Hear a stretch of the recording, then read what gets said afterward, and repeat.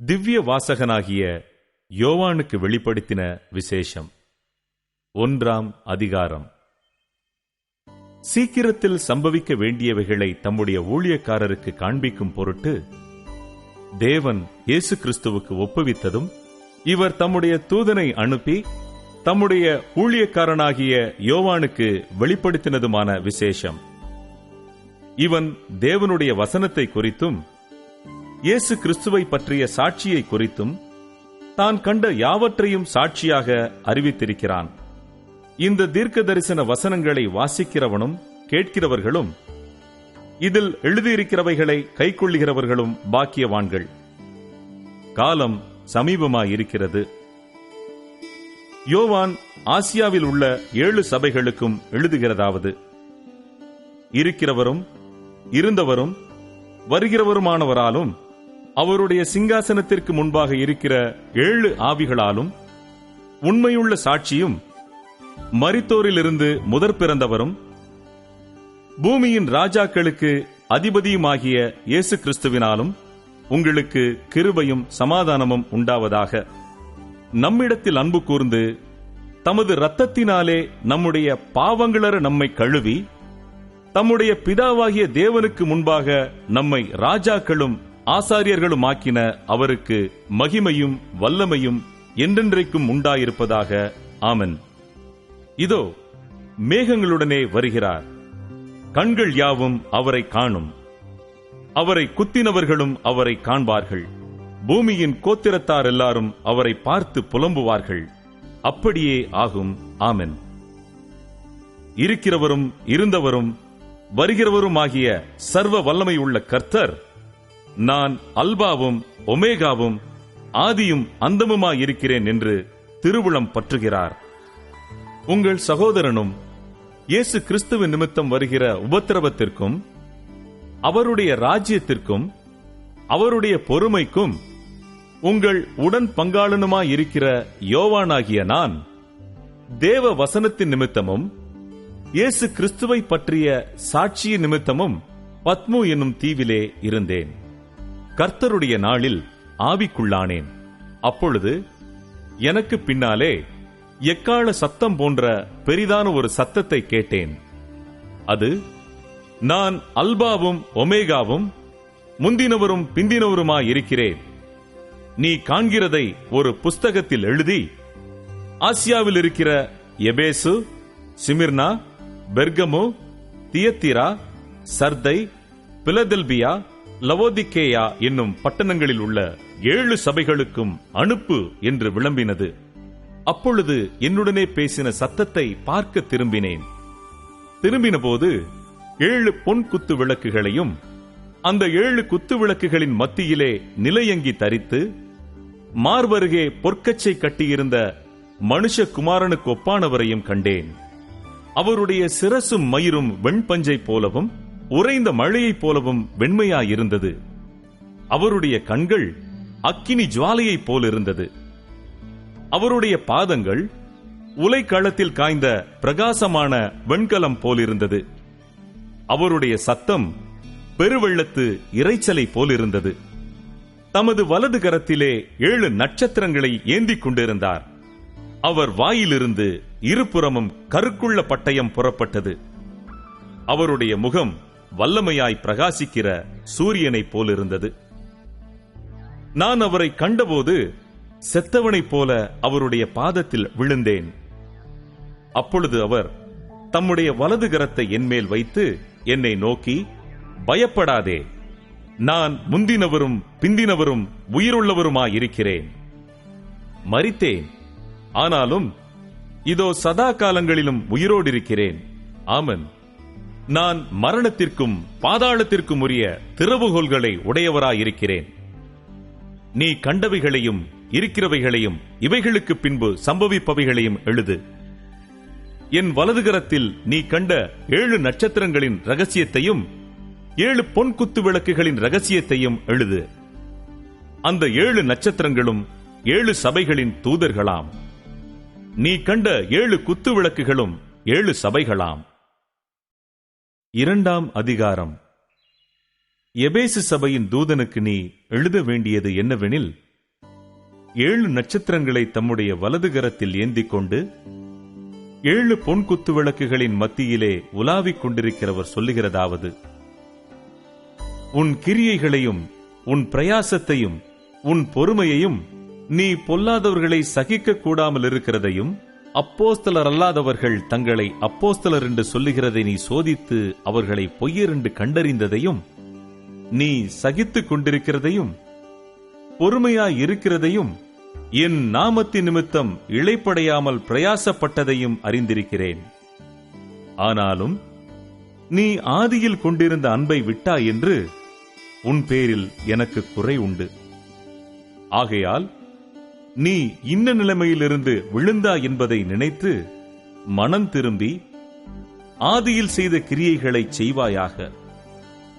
இல்லாவிட்டால் நான் சீக்கிரமாய் உன்னிடத்தில் வந்து, நீ மனம் திரும்பாத பட்சத்தில் உன் விளக்கு தண்டை அதனிடத்து நின்று நீக்கிவிடுவேன்.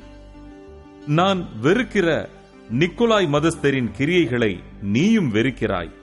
இது உன்னிடத்தில் உண்டு. ஆவியானவர் சபைகளுக்கு சொல்லுகிறதை காதுள்ளவன் கேட்க கடவன். ஜெயங்கொள்ளுகிறவனவனோ அவனுக்கு தேவனுடைய பரதீசின் மத்தியில் இருக்கிற ஜீவ விருட்சத்தின் கனியை புசிக்க கொடுப்பேன் என்றெழுது. சிமிர்னா சபையின் தூதனுக்கு நீ எழுத வேண்டியது என்னவெனில், முந்தினவரும் பிந்தினவரும் மரித்திருந்து பிழைத்தவருமானவர் சொல்லுகிறதாவது: உன் கிரியைகளையும் உன் உபத்திரவத்தையும், நீ ஐஸ்வர்யம் உள்ளவனாயிருந்தும் உனக்கிருக்கிற தரித்திரத்தையும், தங்களை யூதர் என்று சொல்லியும் யூதராயிராமல் சாத்தானுடைய கூட்டமாயிருக்கிறவர்கள் செய்யும் தூஷணத்தையும் அறிந்திருக்கிறேன். நீ படப்போகிற பாடுகளை குறித்து எவ்வளவும் பயப்படாதே. இதோ, நீங்கள் சோதிக்கப்படும் பொருட்டாக பிசாசானவன் உங்களில் சிலரை காவலில் போடுவான். 10 நாள் உபத்திரவப்படுவீர்கள். ஆகிலும் நீ மரண பரியந்தம் உண்மையாயிரு. அப்பொழுது ஜீவ கிரீடத்தை உனக்கு தருவேன். ஆவியானவர் சபைகளுக்கு சொல்லுகிறதை காதுள்ளவன் கேட்க கடவன். ஜெயம் கொள்ளுகிறவன் 2ஆம் மரணத்தினால் சேதப்படுவதில்லை என்று எழுது. பெர்கமு சபையின் தூதனுக்கு நீ எழுத வேண்டியது என்னவெனில், இருபுறமும் கருக்குள்ள பட்டயத்தை உடையவர் சொல்லுகிறதாவது: உன் கிரியைகளையும் சாத்தானுடைய சிங்காசனம் இருக்கிற இடத்தில் நீ குடியிருக்கிறதையும், நீ என் நாமத்தை பற்றிக் கொண்டிருக்கிறதையும், சாத்தான் குடிகொண்டிருக்கிற இடத்திலே உங்களுக்குள்ளே எனக்கு உண்மையுள்ள சாட்சியான அந்திப்பா என்பவன் கொல்லப்பட்ட நாட்களிலும் என்னை பற்றும் விசுவாசத்தை நீ மறுதலியாமல் இருந்ததையும் அறிந்திருக்கிறேன். ஆகிலும் சில காரியங்களை குறித்து உன் பேரில் எனக்கு குறை உண்டு. விக்கிரகங்களுக்கு படைத்தவைகளை புசிப்பதற்கும் வேசித்தனம் பண்ணுவதற்கும் ஏதுவான இடரலை இஸ்ரவேல் புத்திரர் முன்பாக போடும்படி பாலாக் என்பவனுக்கு போதனை செய்த பிலேயாமுடைய போதகத்தை கைக்கொள்ளுகிறவர்கள் உன்னிடத்தில் உண்டு. அப்படியே நிக்கோலாய் மதஸ்தருடைய போதகத்தை கைக்கொள்ளுகிறவர்களும் உன்னிடத்தில் உண்டு. அதை நான் வெறுக்கிறேன். நீ மனம் திரும்பு. இல்லாவிட்டால் நான் சீக்கிரமாய் உன்னிடத்தில் வந்து என் வாயின் பட்டயத்தால் அவர்களோடே யுத்தம் பண்ணுவேன். ஆவியானவர் சபைகளுக்கு சொல்லுகிறதை காதுள்ளவன் கேட்க கடவன். ஜெயங்கொள்ளுகிறவனுக்கு நான் மறைவான மன்னாவை புசிக்க கொடுத்து அவனுக்கு வெண்மையான குறிக்கல்லையும், அந்த கல்லின் மேல் எழுதப்பட்டதும் அதை பெறுகிறவனேயன்றி வேறொருவனும் அறியக்கூடாததுமாகிய புதிய நாமத்தையும் கொடுப்பேன் என்றெழுது. தியத்தீரா சபையின் தூதனுக்கு நீ எழுத வேண்டியது என்னவெனில், அக்கினி ஜுவாலை போன்ற கண்களும் பிரகாசமான வெண்கலம் போன்ற பாதங்களும் உள்ள தேவகுமாரன் சொல்லுகிறதாவது: உன் கிரியைகளையும் உன் அன்பையும் உன் ஊழியத்தையும் உன் விசுவாசத்தையும் உன் பொறுமையையும், நீ முன்பு செய்த கிரியைகளிலும் பின்பு செய்த கிரியைகள் அதிகமாயிருக்கிறதையும் அறிந்திருக்கிறேன். ஆகிலும் உன் பேரில் எனக்கு குறை உண்டு. என்னவெனில், தன்னை தீர்க்கதரிசி என்று சொல்லுகிற ஏசபேல் என்னும் ஸ்திரியானவள் என்னுடைய ஊழியக்காரர் வேசித்தனம் பண்ணவும் விக்கிரகங்களுக்கு படைத்தவைகளை புசிக்கவும் அவர்களுக்கு போதித்து அவர்களை வஞ்சிக்கும்படி நீ அவளுக்கு இடம் கொடுக்கிறாய். அவள் மனம் திரும்பும்படியாய் அவளுக்கு தவணை கொடுத்தேன். தன் வேசி மார்க்கத்தை விட்டு மனம் திரும்ப அவளுக்கு விருப்பமில்லை. இதோ நான் அவளை கட்டில் கிடையாக்கி அவளுடனே விபசாரம் செய்தவர்கள் தங்களுடைய கிரியைகளை விட்டு மனம் திரும்பாவிட்டால் அவர்களையும் மிகுந்த உபத்திரவத்திலே தள்ளி அவளுடைய பிள்ளைகளையும் கொல்லவே கொல்லுவேன். அப்பொழுது நானே உள்ளந்திரியங்களையும் இருதயங்களையும் ஆராகிறவர் என்று எல்லா சபைகளும் அறிந்து கொள்ளும். அன்றியும் உங்களில் ஒவ்வொருவனுக்கும் உங்கள் கிரியைகளின்படியே பலன் அளிப்பேன். தியத்தீராவிலே இந்த போதகத்தை பற்றிக் கொள்ளாமலும் சாத்தானுடைய ஆழங்கள் என்று அவர்கள் சொல்லுகிறார்களே, அந்த ஆழங்களை அறிந்து கொள்ளாமலும் இருக்கிற மற்றவர்களாகிய உங்களுக்கு நான் சொல்லுகிறதாவது, உங்கள் மேல் வேறொரு பாரத்தையும் சுமத்த மாட்டேன். உங்களுக்குள்ளதை நான் வருமளவும் பற்றிக் கொண்டிருங்கள். ஜெயங்கொண்டு முடிவு பரியந்தம் என் கிரியைகளை கைக்கொள்ளுகிறவனவனோ அவனுக்கு நான் என் பிதாவினிடத்தில் அதிகாரம் பெற்றது போல ஜாதிகள் மேல் அதிகாரம் கொடுப்பேன். அவன் இருப்பு கோலால் அவர்களை ஆளுவான். அவர்கள் மண் பாண்டங்களைப் போல நொறுக்கப்படுவார்கள். விடிவெள்ளி நட்சத்திரத்தையும் அவனுக்கு கொடுப்பேன். ஆவியானவர் சபைகளுக்கு சொல்லுகிறதை காதுள்ளவன் கேட்க கடவன் என்றெழுது. 3ஆம் அதிகாரம். சர்தை சபையின் தூதனுக்கு நீ எழுத வேண்டியது என்னவெனில், தேவனுடைய 7 ஆவிகளையும் 7 நட்சத்திரங்களையும் உடையவர் சொல்லுகிறதாவது, உன் கிரியைகளை அறிந்திருக்கிறேன். நீ உயிருள்ளவன் என்று பெயர் கொண்டிருந்தும் செத்தவனாயிருக்கிறாய். நீ விழித்துக் கொண்டு சாகிறதற்கேதுவாயிருக்கிறவைகளை ஸ்திரப்படுத்து. உன் கிரியைகள் தேவனுக்கு முன் நிறைவுள்ளவைகளாக நான் காணவில்லை. ஆகையால் நீ கேட்டு பெற்றுக்கொண்ட வகையை நினைவு கூர்ந்து அதை கைக்கொண்டு மனம் திரும்பு. நீ விழித்திராவிட்டால் திருடனைப் போல் உன்மேல் வருவேன். நான் உன்மேல் வரும் வேளையை அறியாதிருப்பாய். ஆனாலும் தங்கள் வஸ்திரங்களை அசுசிப்படுத்தாத சில பேர் சர்தையிலும் உனக்குண்டு. அவர்கள் பாத்திரவான்களானபடியால் வெண் வஸ்திரம் தரித்து என்னோட கூட நடப்பார்கள். ஜெயங்கொள்ளுகிறவனவனோ அவனுக்கு வெண் வஸ்திரம் தரிப்பிக்கப்படும். ஜீவ புஸ்தகத்திலிருந்து அவனுடைய நாமத்தை நான் கிறுக்கி போடாமல் என் பிதா முன்பாகவும் அவருடைய தூதர் முன்பாகவும் அவன் நாமத்தை அறிக்கையிடுவேன். ஆவியானவர் சபைகளுக்கு சொல்லுகிறதை காதுள்ளவன் கேட்க கடவன் என்று எழுது. பிலதெல்பியா சபையின் தூதனுக்கு நீ எழுத வேண்டியது என்னவெனில், பரிசுத்தமுள்ளவரும் சத்தியமுள்ளவரும் தாவீதின் திறவுகோலை உடையவரும் ஒருவரும் பூட்டக்கூடாதபடிக்கு திறக்கிறவரும் ஒருவரும் திறக்கக்கூடாதபடிக்கு பூட்டுகிறவருமாயிருக்கிறவர் சொல்லுகிறதாவது, உன் கிரியைகளை அறிந்திருக்கிறேன். உனக்கு கொஞ்சம் பலன் இருந்தும் நீ என் நாமத்தை மறுதலியாமல் என் வசனத்தை கைக்கொண்டபடியினாலே இதோ திறந்த வாசலை உனக்கு முன்பாக வைத்திருக்கிறேன். அதை ஒருவனும் பூட்ட மாட்டான். இதோ யூதர் அல்லாதிருந்தும் தங்களை யூதர் என்று பொய் சொல்லுகிறவர்களாகிய சாத்தானுடைய கூட்டத்தாரில் சிலரை உனக்கு கொடுப்பேன். இதோ அவர்கள் உன் பாதங்களுக்கு முன்பாக வந்து பணிந்து நான் உன்மேல் அன்பாயிருக்கிறதை அறிந்து கொள்ளும்படி செய்வேன். என் பொறுமையை குறித்து சொல்லிய வசனத்தை நீ காத்து கொண்டபடியினால் பூமியில் குடியிருக்கிறவர்களை சோதிக்கும்படியாக பூச்சக்கரத்தின் மேலெங்கும் வரப்போகிற சோதனை காலத்திற்கு தப்பும்படி நானும் உன்னை காப்பேன். இதோ சீக்கிரமாய் வருகிறேன். ஒருவனும் உன் கிரீடத்தை எடுத்துக் கொள்ளாதபடிக்கு உனக்குள்ளதை பற்றிக் கொண்டிரு. ஜெயங்கொள்ளுகிறவனவனோ அவனை என் தேவனுடைய ஆலயத்திலே தூணாக்குவேன். அதினின்று அவன் ஒரு காலம் நீங்குவதில்லை. என் தேவனுடைய நாமத்தையும் என் தேவனால் பரலோகத்திலிருந்து இறங்கி வருகிற புதிய எருசலேமாகிய என் தேவனுடைய நகரத்தின் நாமத்தையும் என் புதிய நாமத்தையும் அவன் மேல் எழுதுவேன். ஆவியானவர் சபைகளுக்கு சொல்லுகிறதை காதுள்ளவன் கேட்க கடவன் என்று எழுது. லவோதிக்கேயா சபையின் தூதனுக்கு நீ எழுத வேண்டியது என்னவெனில், உண்மையும் சத்தியமும் உள்ள சாட்சியும் தேவனுடைய சிருஷ்டிக்கு ஆதியுமாயிருக்கிற ஆமன் என்பவர் சொல்லுகிறதாவது, உன் கிரியைகளை அறிந்திருக்கிறேன். நீ குளிரும் அல்ல அனலும் அல்ல. நீ குளிராயாவது அனலாயாவது இருந்தால் நலமாயிருக்கும்.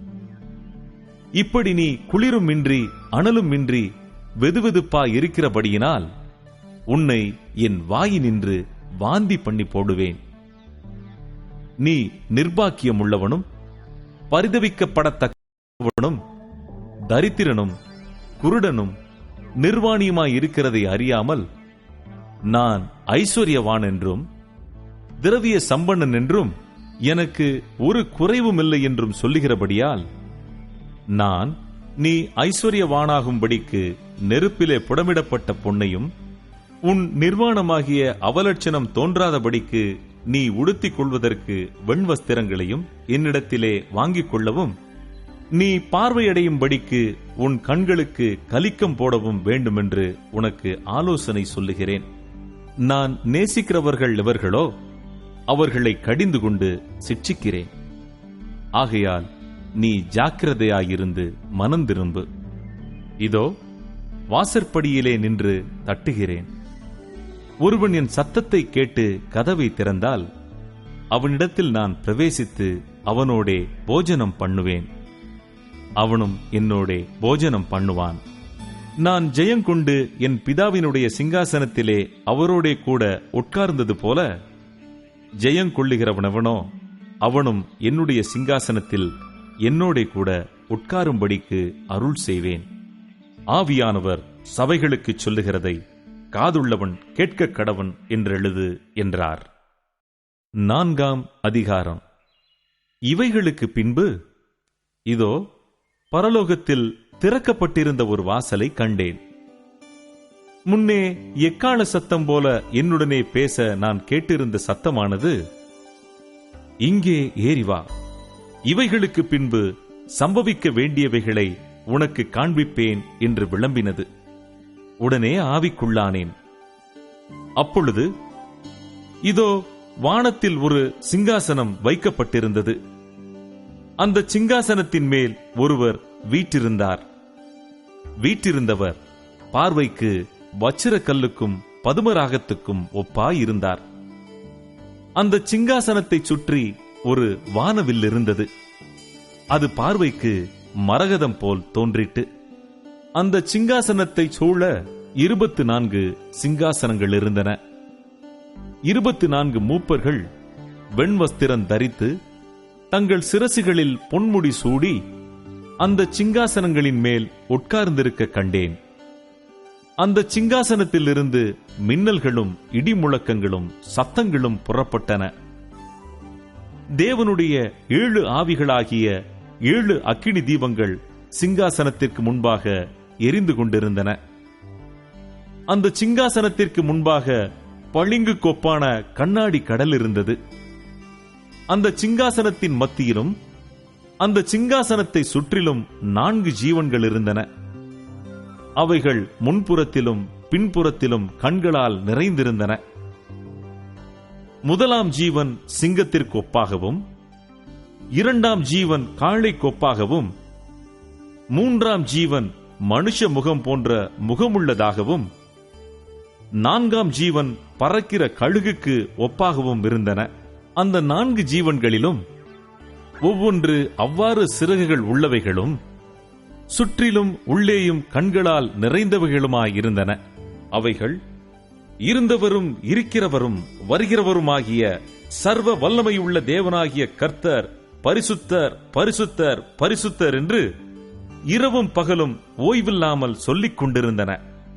மேலும் சிங்காசனத்தின் மேல் வீற்றிருந்து சதா காலங்களிலும் உயிரோடு இருக்கிறவருக்கு அந்த ஜீவன்கள் மகிமையையும் கனத்தையும் ஸ்தோத்திரத்தையும் செலுத்தும் போது 24 மூப்பர்களும் சிங்காசனத்தின் மேல் வீற்றிருக்கிறவருக்கு முன்பாக வணக்கமாய் விழுந்து சதா காலங்களிலும் உயிரோடு இருக்கிறவரை தொழுது கொண்டு தங்கள் கிரீடங்களை சிங்காசனத்திற்கு முன்பாக வைத்து, கர்த்தாவே, தேவரீர் மகிமையையும் கனத்தையும் வல்லமையையும் பெற்றுக் கொள்ளுகிறதற்கு பாத்திரராயிருக்கிறீர். நீரே சகலத்தையும் சிருஷ்டித்தீர். உம்முடைய சித்தத்தினாலே அவைகள் உண்டாயிருக்கிறவைகளும் சிருஷ்டிக்கப்பட்டவைகளுமாயிருக்கிறது என்றார்கள். 5ஆம் அதிகாரம். அன்றியும் உள்ளும் புறம்பும் எழுதப்பட்டு 7 முத்திரைகளால் முத்திரிக்கப்பட்டிருந்த ஒரு புஸ்தகத்தை சிங்காசனத்தின் மேல் வீற்றிருக்கிறவருடைய வலது கரத்திலே கண்டேன். புஸ்தகத்தை திறக்கவும் அதன் முத்திரைகளை உடைக்கவும் பாத்திரவான் யார் என்று மிகுந்த சத்தமிட்டு கூறுகிற பலமுள்ள ஒரு தூதனையும் கண்டேன். வானத்திலாவது பூமியிலாவது பூமியின் கீழாவது ஒருவனும் அந்த புஸ்தகத்தை திறக்கவும் அதை பார்க்கவும் கூடாதிருந்தது. ஒருவனும் அந்த புஸ்தகத்தை திறந்து வாசிக்கவும் அதை பார்க்கவும் பாத்திரவானாக காணப்படாததினால் நான் மிகவும் அழுதேன். அப்பொழுது மூப்பர்களில் ஒருவன் என்னை நோக்கி, நீ அழ வேண்டாம். இதோ, யூதா கோத்திரத்து சிங்கமும் தாவீதின் வேறுமானவர் புஸ்தகத்தை திறக்கவும் அதன் 7 முத்திரைகளையும் உடைக்கவும் ஜெயங்கொண்டிருக்கிறார் என்றான். அப்பொழுது இதோ, அடிக்கப்பட்ட வண்ணமாயிருக்கிற ஒரு ஆட்டுக்குட்டி சிங்காசனத்திற்கும் 4 ஜீவன்களுக்கும் மூப்பர்களுக்கும் மத்தியிலே நிற்க கண்டேன். அது 7 கொம்புகளையும் 7 கண்களையும் உடையதாயிருந்தது. அந்த கண்கள் பூமி எங்கும் அனுப்பப்படுகிற தேவனுடைய 7 ஆவிகளேயாம். அந்த ஆட்டுக்குட்டியானவர் வந்து சிங்காசனத்தின் மேல் உட்கார்ந்தவருடைய வலது கரத்தில் இருந்த புஸ்தகத்தை வாங்கினார். அந்த புஸ்தகத்தை அவர் வாங்கின போது அந்த 4 ஜீவன்களும் 24 மூப்பர்களும் தங்கள் தங்கள் சுரமண்டலங்களையும் பரிசுத்தவான்களுடைய ஜபங்களாகிய தூப வர்க்கத்தால் நிறைந்த பொற்கலசங்களையும் பிடித்துக் கொண்டு ஆட்டுக்குட்டியானவருக்கு முன்பாக வணக்கமாய் விழுந்து, தேவரீர் புஸ்தகத்தை வாங்கவும் அதன் முத்திரைகளை உடைக்கவும் பாத்திரராயிருக்கிறீர். ஏனெனில் நீர் அடிக்கப்பட்டு சகல கோத்திரங்களிலும் பாஷைக்காரரிலும் ஜனங்களிலும் ஜாதிகளிலும் இருந்து எங்களை தேவனுக்கென்று உம்முடைய இரத்தத்தினாலே மீட்டுக்கொண்டு எங்கள் தேவனுக்கு முன்பாக எங்களை ராஜாக்களும் ஆசாரியர்களும் ஆக்கினீர். நாங்கள் பூமியிலே அரசாளுவோம் என்று புதிய பாட்டை பாடினார்கள். பின்னும் நான் பார்த்தபோது சிங்காசனத்தையும் ஜீவன்களையும் மூப்பர்களையும் சூழ்ந்திருந்த அநேக தூதர்களுடைய சத்தத்தை கேட்டேன். அவர்களுடைய இலக்கம் 10,000 10,000 இருந்தது. அவர்களும் மகா சத்தமிட்டு, அடிக்கப்பட்ட ஆட்டுக்குட்டியானவர் வல்லமையையும் ஐஸ்வர்யத்தையும் ஞானத்தையும் பலத்தையும் கனத்தையும் மகிமையையும் ஸ்தோத்திரத்தையும் பெற்றுக்கொள்ள பாத்திரராயிருக்கிறார் என்று சொன்னார்கள்.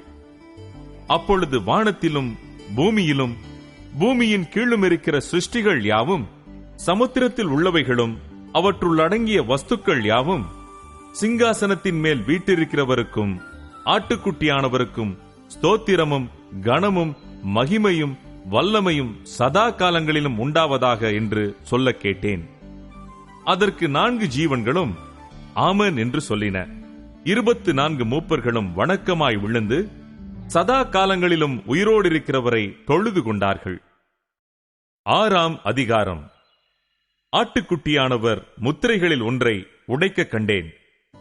அப்பொழுது 4 ஜீவன்களில் ஒன்று என்னை நோக்கி, நீ வந்து பார் என்று இடி முழக்கம் போன்ற சத்தமாய் சொல்ல கேட்டேன்.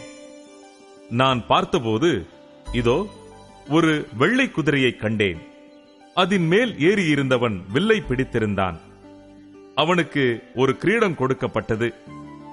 அவன் ஜெயிக்கிறவனாகவும் ஜெயிப்பவனாகவும் புறப்பட்டான். அவர் 2ஆம் முத்திரையை உடைத்தபோது 2ஆம் ஜீவனானது, நீ வந்து பார் என்று சொல்ல கேட்டேன். அப்பொழுது சிவப்பான வேறொரு குதிரை புறப்பட்டது. அதன் மேல் ஏறியிருந்தவனுக்கு பூமியில் உள்ளவர்கள் ஒருவரை ஒருவர் கொலை செய்யத்தக்கதாக சமாதானத்தை பூமியிலிருந்து எடுத்து போடும்படியான அதிகாரம் கொடுக்கப்பட்டது. ஒரு பெரிய பட்டயமும் அவனுக்கு கொடுக்கப்பட்டது.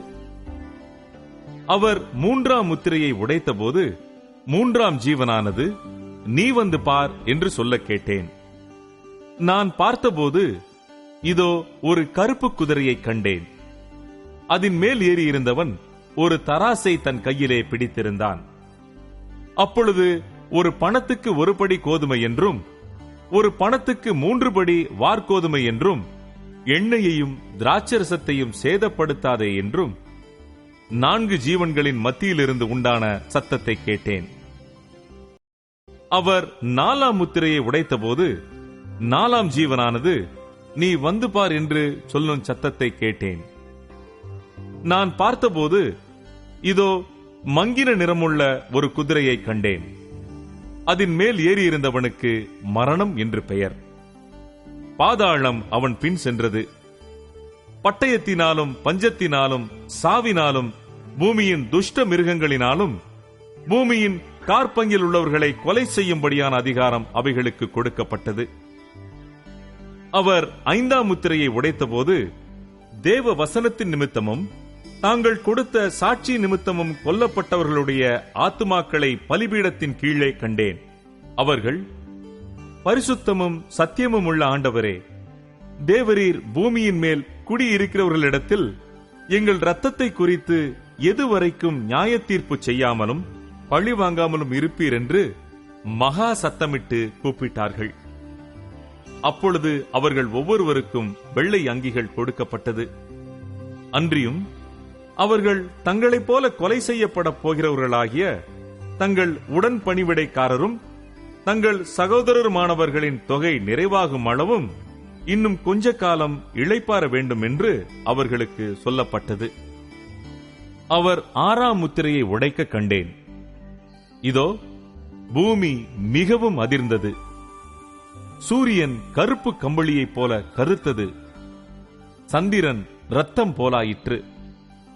அத்திமரமானது பெருங்காற்றினால் அசைக்கப்படும் போது அதன் காய்கள் உதிர்கிறது போல வானத்தின் நட்சத்திரங்களும் பூமியிலே விழுந்தது. வானமும் சுருட்டப்பட்ட புஸ்தகம் போலாகி விலகிப் போயிற்று. மலைகள் தீவுகள் யாவும் தங்கள் இடங்களை விட்டு அகன்று போயின. பூமியின் ராஜாக்களும் பெரியோர்களும் ஐஸ்வர்யவான்களும் சேனை தலைவர்களும் பலவான்களும் அடிமைகள் யாவரும் சுயாதீனர் யாவரும் பர்வதங்களின் குகைகளிலும் கண்மலைகளிலும் ஒளித்துக் கொண்டு பர்வதங்களையும் கண்மலைகளையும் நோக்கி, நீங்கள் எங்கள் மேல் விழுந்து சிங்காசனத்தின் மேல் வீற்றிருக்கிறவருடைய முகத்திற்கும் ஆட்டுக்குட்டியானவருடைய கோபத்திற்கும் எங்களை மறைத்துக் கொள்ளுங்கள். அவருடைய கோபாக்கினையின் மகா நாள் வந்துவிட்டது. யார் நிலை நிற்கக்கூடும் என்றார்கள். 7ஆம் அதிகாரம். இவைகளுக்கு பின்பு பூமியின் 4 திசைகளிலும் 4 தூதர்கள் நின்று, பூமியின் மேலாவது சமுத்திரத்தின் மேலாவது ஒரு மரத்தின் மேலாவது காற்று அடியாதபடிக்கு பூமியின் 4 காற்றுகளையும் பிடித்திருக்க கண்டேன். ஜீவனுள்ள தேவனுடைய முத்திரை கோலையுடைய வேறொரு தூதன் சூரியன் உதிக்கும் திசையிலிருந்து ஏறிவர கண்டேன். அவன் பூமியையும் சமுத்திரத்தையும் சேதப்படுத்துகிறதற்கு அதிகாரம் பெற்ற அந்த 4 தூதரையும் நோக்கி, நாம் நமது தேவனுடைய ஊழியக்காரரின் நெற்றிகளில் முத்திரை போட்டு தீருமளவும் பூமியையும் சமுத்திரத்தையும் மரங்களையும் சேதப்படுத்தாதிருங்கள் என்று மகா சத்தமிட்டு கூப்பிட்டான். முத்திரை போடப்பட்டவர்களின் தொகையை சொல்ல கேட்டேன். இஸ்ரவேல் புத்திரருடைய சகல கோத்திரங்களிலும் முத்திரை போடப்பட்டவர்கள் 144,000 பேர். யூதா கோத்திரத்தில் முத்திரை போடப்பட்டவர்கள் 12,000. ரூபன் கோத்திரத்தில் முத்திரை போடப்பட்டவர்கள் 12,000. காத் கோத்திரத்தில் முத்திரை போடப்பட்டவர்கள் 12,000. ஆசேர் கோத்திரத்தில் முத்திரை போடப்பட்டவர்கள் 12,000. நப்தலி கோத்திரத்தில் முத்திரை போடப்பட்டவர்கள் 12,000. மனாசே கோத்திரத்தில் முத்திரை போடப்பட்டவர்கள் 12,000. சிமியோன் கோத்திரத்தில் முத்திரை போடப்பட்டவர்கள் 12,000. லேவி கோத்திரத்தில் முத்திரை போடப்பட்டவர்கள் 12,000. இசக்கார் கோத்திரத்தில் முத்திரை போடப்பட்டவர்கள் 12,000.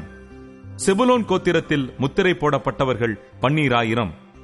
யோசேப்பு கோத்திரத்தில் முத்திரை போடப்பட்டவர்கள் 12,000. பென்யமீன் கோத்திரத்தில் முத்திரை போடப்பட்டவர்கள் 12,000. இவைகளுக்கு பின்பு நான் பார்த்தபோது, இதோ, சகல ஜாதிகளிலும் கோத்திரங்களிலும் ஜனங்களிலும் பாஷைக்காரரிலும் இருந்து வந்ததும் ஒருவனும் எண்ணக்கூடாததுமான திரளான கூட்டமாகிய ஜனங்கள் வெள்ளை அங்கிகளை தரித்து தங்கள் கைகளில் குருத்தோலைகளை பிடித்து சிங்காசனத்திற்கு முன்பாகவும் ஆட்டுக்குட்டியானவருக்கு முன்பாகவும் நிற்க கண்டேன். அவர்கள் மகா சத்தமிட்டு, ரட்சிப்பின் மகிமை சிங்காசனத்தின் மேல் வீற்றிருக்கிற எங்கள் தேவனுக்கும் ஆட்டுக்குட்டியானவருக்கும் உண்டாவதாக என்று ஆர்ப்பரித்தார்கள்.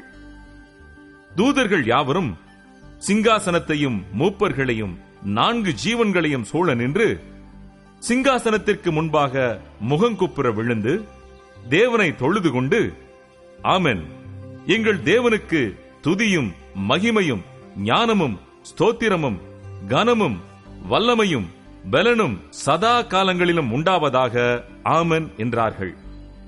அப்பொழுது மூப்பர்களில் ஒருவன் என்னை நோக்கி, வெள்ளை அங்கிகளை தரித்திருக்கிற இவர்கள் யார்? எங்கே இருந்து வந்தார்கள் என்று கேட்டான். அதற்கு நான், ஆண்டவனே, அது உமக்கே தெரியும் என்றேன். அப்பொழுது அவன், இவர்கள் மிகுந்த உபத்திரவத்திலிருந்து வந்தவர்கள். இவர்கள் தங்கள் அங்கிகளை ஆட்டுக்குட்டியானவருடைய இரத்தத்திலே தோய்த்து வெளுத்தவர்கள் ஆனபடியால் இவர்கள் தேவனுடைய சிங்காசனத்திற்கு முன்பாக இருந்து இரவும் பகலும் அவருடைய ஆலயத்திலே அவரை சேவிக்கிறார்கள். சிங்காசனத்தின் மேல் வீற்றிருக்கிறவர் இவர்களுக்குள்ளே வாசமாயிருப்பார். இவர்கள் இனி பசி அடைவதும் இல்லை, இனி தாகம் அடைவதும் இல்லை. வெயிலாவது உஷ்ணமாவது இவர்கள் மேல் படுவதும் இல்லை. சிங்காசனத்தின் மத்தியில் இருக்கிற ஆட்டுக்குட்டியானவரே இவர்களை மேய்த்து இவர்களை ஜீவ தண்ணீர் உள்ள ஊற்றுகள் அன்றைக்கு நடத்துவார். தேவன் தாமே இவர்களுடைய கண்ணீர் யாவையும் துடைப்பார் என்றான். 8ஆம் அதிகாரம். அவர் 7ஆம் முத்திரையை உடைத்தபோது பரலோகத்தில் ஏறக்குறைய அரை மணி நேரம் அளவும் அமைதல் உண்டாயிற்று. பின்பு தேவனுக்கு முன்பாக நிற்கிற 7 தூதர்களையும் கண்டேன். அவர்களுக்கு 7 எக்காளங்கள் கொடுக்கப்பட்டது. வேறொரு தூதனும் வந்து தூபங்காட்டும் பொற்கலசத்தை பிடித்து பலிபீடத்தின் படியிலே நின்றான். சிங்காசனத்திற்கு முன்பாக இருந்த பொற்பீடத்தின் மேல் சகல பரிசுத்தவான்களுடைய ஜபங்களோடும் செலுத்தும்படி மிகுந்த தூபவர்க்கம் அவனுக்கு கொடுக்கப்பட்டது. அப்படியே பரிசுத்தவான்களுடைய ஜபங்களோடும் செலுத்தப்பட்ட தூபவர்க்கத்தின் புகையானது தூதனுடைய கையிலிருந்து தேவனுக்கு முன்பாக எழும்பிற்று. பின்பு அந்த தூதன் தூப கலசத்தை எடுத்து அதை பலிபீடத்தின் நெருப்பினால் நிரப்பி பூமியிலே கொட்டினான். உடனே சத்தங்களும் இடி முழக்கங்களும் மின்னல்களும் பூமி அதிர்ச்சியும் உண்டாயின. அப்பொழுது 7 எக்காளங்களை உடைய 7 தூதர்கள் எக்காளம் ஊதுகிறதற்கு தங்களை ஆயத்தப்படுத்தினார்கள். முதலாம் தூதன் எக்காளம் ஊதினான். அப்பொழுது இரத்தங்கலந்த கல்மழையும் அக்கினியும் உண்டாகி பூமியிலே கொட்டப்பட்டது. அதனால் மரங்களில் 1/3 பங்கு வெந்து போயிற்று, பசும் புல்லெல்லாம் எரிந்து போயிற்று. 2ஆம் தூதன் எக்காளம் ஊதினான். அப்பொழுது அக்கினியால் எரிகிற பெரிய மலை போன்றதொன்று சமுத்திரத்திலே போடப்பட்டது. அதனால் சமுத்திரத்தில் 1/3 பங்கு இரத்தமாயிற்று. சமுத்திரத்தில் இருந்த ஜீவனுள்ள சிருஷ்டிகளில் 1/3 பங்கு செத்துப் போயிற்று. கப்பல்களில் 1/3 பங்கு சேதமாயிற்று. 3ஆம் தூதன் எக்காளம் ஊதினான். அப்பொழுது ஒரு பெரிய நட்சத்திரம் தீவட்டியைப் போல எரிந்து வானத்திலிருந்து விழுந்தது.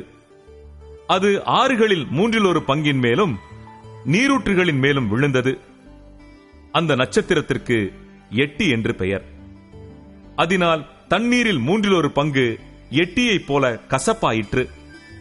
இப்படி கசப்பான தண்ணீரினால் மனுஷரில் அநேகர் செத்தார்கள். 4ஆம் தூதன் எக்காளம் ஊதினான்.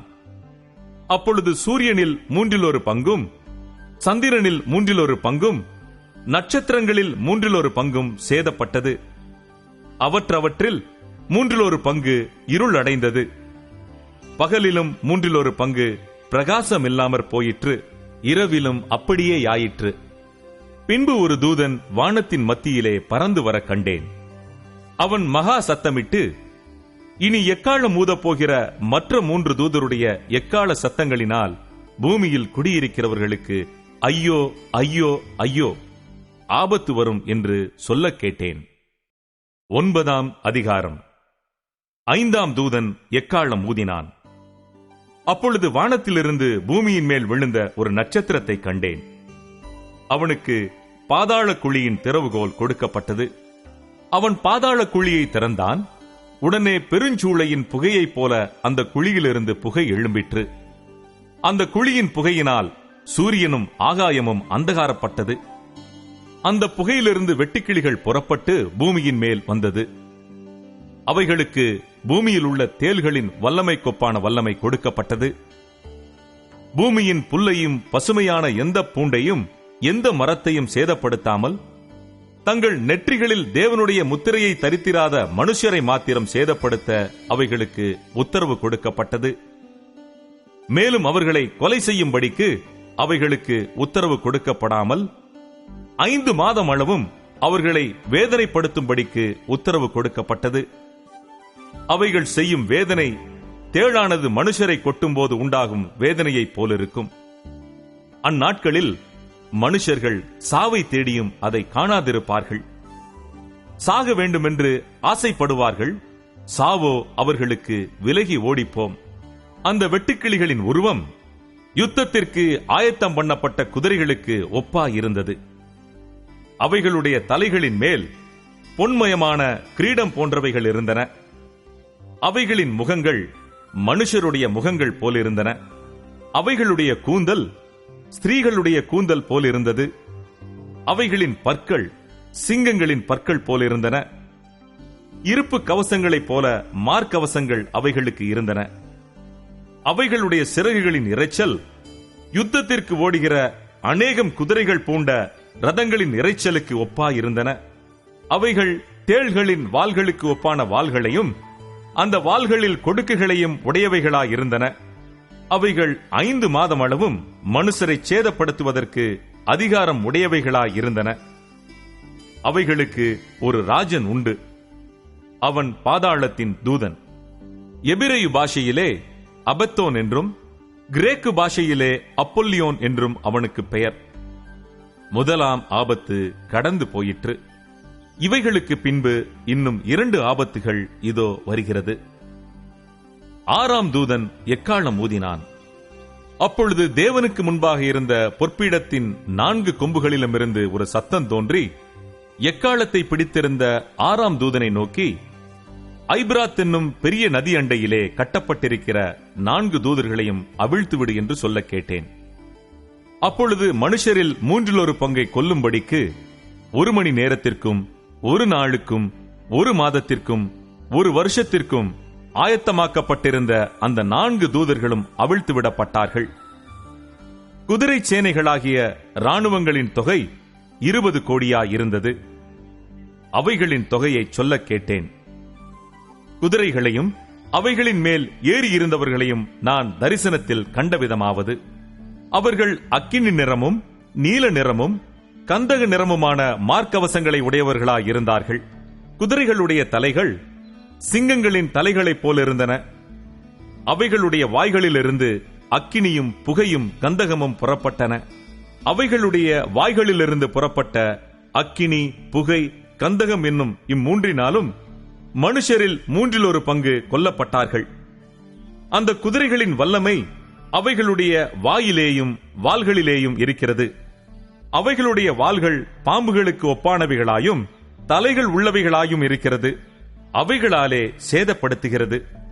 அப்படி இருந்தும் அந்த வாதைகளால் கொல்லப்படாத மற்ற மனுஷர்கள் பேய்களையும் பொன், வெள்ளி, செம்பு, கல்மரம் என்பவைகளால் செய்யப்பட்டவைகளாயும் காணவும் கேட்கவும் நடக்கவும் மாட்டாதவைகளாயும் இருக்கிற விக்கிரகங்களையும் வணங்காதபடிக்கு தங்கள் கைகளின் கிரியைகளை விட்டு மனம் திரும்பவும் இல்லை. தங்கள் கொலை பாதகங்களையும் தங்கள் சூனியங்களையும் தங்கள் வேசித்தனங்களையும் தங்கள் களவுகளையும் விட்டு மனம் திரும்பவும் இல்லை. 10ஆம் அதிகாரம். பின்பு பலமுள்ள வேறொரு தூதன் வானத்திலிருந்து இறங்கி வர கண்டேன். மேகம் அவனை சூழ்ந்திருந்தது. அவனுடைய சிரசின் மேல் வானவில் இருந்தது. அவனுடைய முகம் சூரியனைப் போலவும் அவனுடைய கால்கள் அக்கினி ஸ்தம்பங்களைப் போலவும் இருந்தது. திறக்கப்பட்ட ஒரு சிறு புஸ்தகம் அவன் கையில் இருந்தது. தன் வலது பாதத்தை சமுத்திரத்தின் மேலும் தன் இடது பாதத்தை பூமியின் மேலும் வைத்து சிங்கம் கெர்ச்சிக்கிறது போல மகா சத்தமாய் ஆர்ப்பரித்தான். அவன் ஆர்ப்பரித்த போது 7 இடிகளும் சத்தமிட்டு முழங்கின. அவ்வேழு இடிகளும் தங்கள் சத்தங்களை முழங்கின போது நான் எழுத வேண்டும் என்றிருந்தேன். அப்பொழுது 7 இடி முழக்கங்கள் சொன்னவைகளை நீ எழுதாமல் முத்திரை போடு என்று வானத்திலிருந்து ஒரு சத்தம் உண்டாக கேட்டேன். சமுத்திரத்தின் மேலும் பூமியின் மேலும் நிற்கிறதாக நான் கண்ட தூதன் தன் கையை வானத்திற்கு நேராக உயர்த்தி, இனி காலம் செல்லாது, ஆனாலும் தேவன் தம்முடைய ஊழியக்காரராகிய தீர்க்கதரிசிகளுக்கு சுவிசேஷமாய் அறிவித்தபடி 7ஆம் தூதனுடைய சத்தத்தின் நாட்களிலே அவன் எக்காலம் ஊதப் போகிற போது தேவ ரகசியம் நிறைவேறும் என்று வானத்தையும் அதில் உள்ளவைகளையும் பூமியையும் அதில் உள்ளவைகளையும் சமுத்திரத்தையும் அதில் உள்ளவைகளையும் சிருஷ்டித்தவரும் சதா காலங்களிலும் உயிரோடு இருக்கிறவருமானவர் மேல் ஆணையிட்டு சொன்னான்.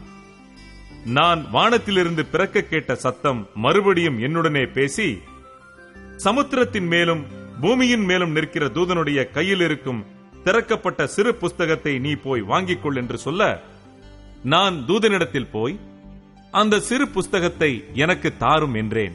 அதற்கு அவன், நீ இதை வாங்கி புசி, இது உன் வயிற்றுக்கு கசப்பாயிருக்கும், ஆகிலும் உன் வாய்க்கு இது தேனை போல மதுரமாயிருக்கும் என்றான்.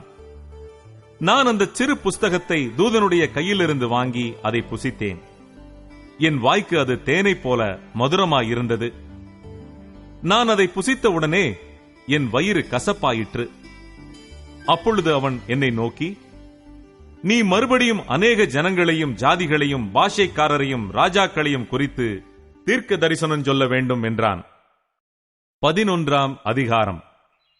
பின்பு கைக்கோலுக்கு ஒப்பான ஒரு அளவுகோல் என்னிடத்தில் கொடுக்கப்பட்டது. அப்பொழுது தேவதூதன் நின்று என்னை நோக்கி, நீ எழுந்து தேவனுடைய ஆலயத்தையும் பலிபீடத்தையும் அதில் தொழுது கொள்கிறவர்களையும் அளந்து பார். ஆலயத்திற்கு புறம்பே இருக்கிற பிரகாரம் புறஜாதியாருக்கு கொடுக்கப்பட்டபடியால் அதை அளவாமல் புறம்பாக்கி போடு.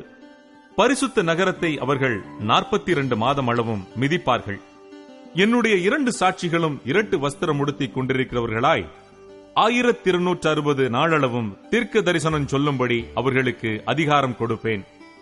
பூலோகத்தின் ஆண்டவருக்கு முன்பாக நிற்கிற 2 ஒலிவ மரங்களும் 2 விளக்கு தண்டுகளும் இவர்களே.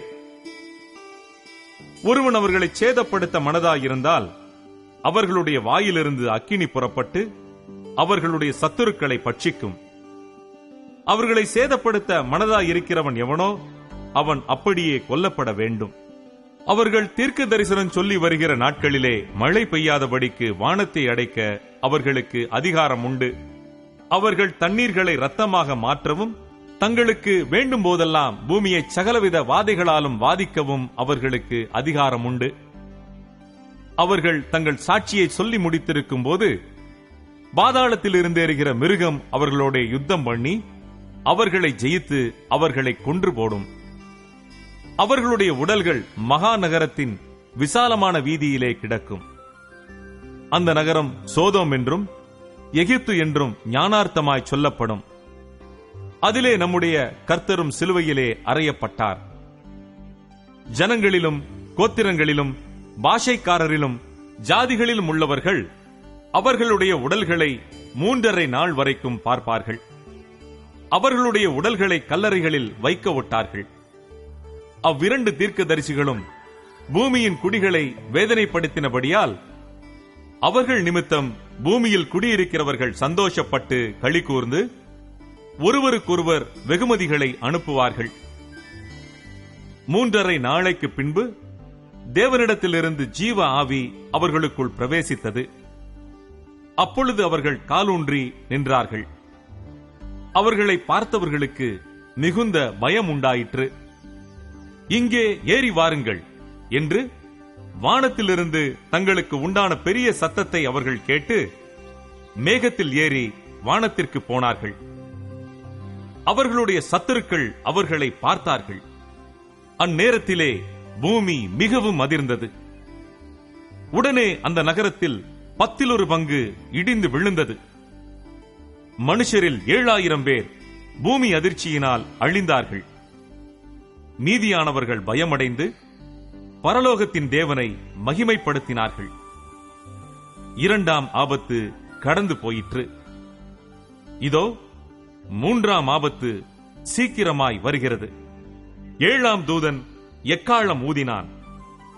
அப்பொழுது உலகத்தின் ராஜ்யங்கள் நம்முடைய கர்த்தருக்கும் அவருடைய கிறிஸ்துவுக்கும் உரிய ராஜ்யங்கள் ஆயின. அவர் சதா காலங்களிலும் ராஜ்யபாரம் பண்ணுவார் என்னும் கம்பீர சத்தங்கள் வானத்தில் உண்டாயின. அப்பொழுது தேவனுக்கு முன்பாக தங்கள் சிங்காசனங்கள் மேல் உட்கார்ந்திருந்த 24 மூப்பர்களும் முகங்குப்புற விழுந்து, இருக்கிறவரும் இருந்தவரும் வருகிறவருமாகிய சர்வ வல்லமையுள்ள கர்த்தராகிய தேவனே, உம்மை ஸ்தோத்திரிக்கிறோம். தேவரீர் உமது மகா வல்லமையை கொண்டு ராஜ்யபாரம் பண்ணுகிறீர். ஜாதிகள் கோபித்தார்கள். அப்பொழுது உம்முடைய கோபம் மூண்டது. மரித்தோர் நியாயத்தீர் படைகிறதற்கும் தீர்க்கதரிசிகளாகிய உம்முடைய ஊழியக்காரருக்கும் பரிசுத்தவான்களுக்கும் உமது நாமத்தின் மேல் பயபக்தியாயிருந்த சிறியோர் பெரியோருக்கும் பலனளிக்கிறதற்கும் பூமியை கெடுத்தவர்களை கெடுக்கிறதற்கும் காலம் வந்தது என்று சொல்லி தேவனை தொழுது கொண்டார்கள். அப்பொழுது பரலோகத்தில் தேவனுடைய ஆலயம் திறக்கப்பட்டது. அவருடைய ஆலயத்திலே அவருடைய உடன்படிக்கையின் பெட்டி காணப்பட்டது. அப்பொழுது மின்னல்களும் சத்தங்களும் இடி முழக்கங்களும் பூமி அதிர்ச்சியும் பெருங்கல்மழையும் உண்டாயின. 12ஆம் அதிகாரம். அன்றியும் ஒரு பெரிய அடையாளம் வானத்திலே காணப்பட்டது. ஒரு ஸ்திரீ சூரியனை அணிந்திருந்தாள். அவள் பாதங்களின் கீழே சந்திரனும் அவள் சிரசின் மேல் 12 நட்சத்திரங்களுள்ள கிரீடமும் இருந்தன. அவள் கர்ப்பவதியாயிருந்து பிரசவ வேதனை அடைந்து பிள்ளை பெறும்படி வருத்தப்பட்டு அலறினாள். அப்பொழுது வேறொரு அடையாளம் வானத்திலே காணப்பட்டது. 7 தலைகளையும் 10 கொம்புகளையும் தன் தலைகளின் மேல் 7 முடிகளையும் உடைய சிவப்பான பெரிய வலு சர்ப்பம் இருந்தது. அதன் வால் வானத்தின் நட்சத்திரங்களில் 1/3 இழுத்து அவைகளை பூமியில் விழத் தள்ளிற்று. பிரசவ வேதனைப்படுகிற அந்த ஸ்திரீ பிள்ளை பெற்றவுடனே அவளுடைய பிள்ளையை பட்சித்து போடும்படிக்கு அந்த வலு சர்ப்பம் அவளுக்கு முன்பாக நின்றது. சகல ஜாதிகளையும் இருப்பு கோலால் ஆளுகை செய்யும் ஆண் பிள்ளையை அவள் பெற்றாள். அவளுடைய பிள்ளை தேவனிடத்திற்கும் அவருடைய சிங்காசனத்தினிடத்திற்கும் எடுத்துக் கொள்ளப்பட்டது. ஸ்திரீயானவள் வனாந்திரத்திற்கு ஓடிப்போனாள். அங்கே 1260 நாளளவும் அவளை போஷிப்பதற்காக தேவனால் ஆயத்தமாக்கப்பட்ட இடம் அவளுக்கு உண்டாயிருந்தது. வானத்திலே யுத்தம் உண்டாயிற்று. மிகாவேலும் அவனைச் சேர்ந்த தூதர்களும் வலு சர்ப்பத்தோட யுத்தம் பண்ணினார்கள். வலு சர்ப்பமும் அதைச் சேர்ந்த தூதரும் யுத்தம் பண்ணியும் ஜெயம் கொள்ளவில்லை. வானத்தில் அவர்கள் இருந்த இடமும் காணப்படாமற் போயிற்று. உலகம் அனைத்தையும் மோசம் போக்குகிற பிசாசு என்றும் சாத்தான் என்றும் சொல்லப்பட்ட பழைய பாம்பாகிய பெரிய வலு சர்ப்பம் தள்ளப்பட்டது. அது பூமியிலே விழத் தள்ளப்பட்டது. அதனோடே கூட அதைச் சேர்ந்த தூதரும் தள்ளப்பட்டார்கள். அப்பொழுது வானத்திலே ஒரு பெரிய சத்தம் உண்டாகி, இப்பொழுது ரட்சிப்பும் வல்லமையும் நமது தேவனுடைய ராஜ்யமும் அவருடைய கிறிஸ்துவின் அதிகாரமும் உண்டாயிருக்கிறது. இரவும் பகலும் நம்முடைய தேவனுக்கு முன்பாக நம்முடைய சகோதரர் மேல் குற்றஞ்சுமத்தும் பொருட்டு அவர்கள் மேல் குற்றஞ்சாட்டுகிறவன் தாழ தள்ளப்பட்டு போனான். மரணம் நேரிடுகிறதா இருந்தாலும் அதற்கு தப்பும்படி தங்கள் ஜீவனையும் பாராமல் ஆட்டுக்குட்டியின் இரத்தத்தினாலும் தங்கள் சாட்சியின் வசனத்தினாலும் அவனை ஜெயித்தார்கள். ஆகையால் பரலோகங்களே, அவைகளில் வாசமாயிருக்கிறவர்களே, களிகூறுங்கள். பூமியிலும் சமுத்திரத்திலும் குடியிருக்கிறவர்களே, ஐயோ, பிசாசானவன் தனக்கு கொஞ்ச காலம் மாத்திரம் உண்டென்று அறிந்து மிகுந்த கோபம் கொண்டு உங்களிடத்தில் இறங்கினபடியால் உங்களுக்கு ஆபத்து வரும் என்று சொல்ல கேட்டேன். வலு சர்ப்பமானது தான் பூமியிலே தள்ளப்பட்டதை அறிந்து அந்த ஆண் பிள்ளையை பெற்ற ஸ்திரீயை துன்பப்படுத்தினது. ஸ்திரீயானவள் அந்த பாம்பின் முகத்திற்கு விலகி ஒரு காலமும் காலங்களும் அரைக்காலமுமாக போஷிக்கப்படத்தக்கதாய் வனாந்தரத்தில் உள்ள தன் இடத்திற்கு பறந்து போகும்படி பெருங்கழுகின் 2 சிறகுகள் அவளுக்கு கொடுக்கப்பட்டது. அப்பொழுது அந்த ஸ்திரீயை வெள்ளம் கொண்டு போகும்படிக்கு பாம்பானது தன் வாயிலிருந்து ஒரு நதி போன்ற வெள்ளத்தை அவளுக்கு பின்னாக ஊற்றிவிட்டது. பூமியானது ஸ்திரீக்கு உதவியாக தன் வாயை திறந்து வலு சர்ப்பம் தன் வாயிலிருந்து ஊற்றின வெள்ளத்தை விழுங்கினது. அப்பொழுது வலு சர்ப்பமானது ஸ்திரீயின் மேல் கோபம் கொண்டு தேவனுடைய கற்பனைகளை கைக்கொள்ளுகிறவர்களும் இயேசு கிறிஸ்துவை குறித்து சாட்சியை உடையவர்களும் ஆகிய அவளுடைய சந்ததியான மற்றவர்களுடனே யுத்தம் பண்ண போயிற்று. 13ஆம் அதிகாரம். பின்பு நான் கடற்கரை மணலின் மேல் நின்றேன். அப்பொழுது சமுத்திரத்திலிருந்து ஒரு மிருகம் எழும்பி வர கண்டேன். அதற்கு 7 தலைகளும் 10 கொம்புகளும் இருந்தன. அதன் கொம்புகளின் மேல் 10 முடிகளும் அதன் தலைகளின் மேல் தூஷணமான நாமமும் இருந்தன. நான் கண்ட மிருகம் சிறுத்தையை போலிருந்தது.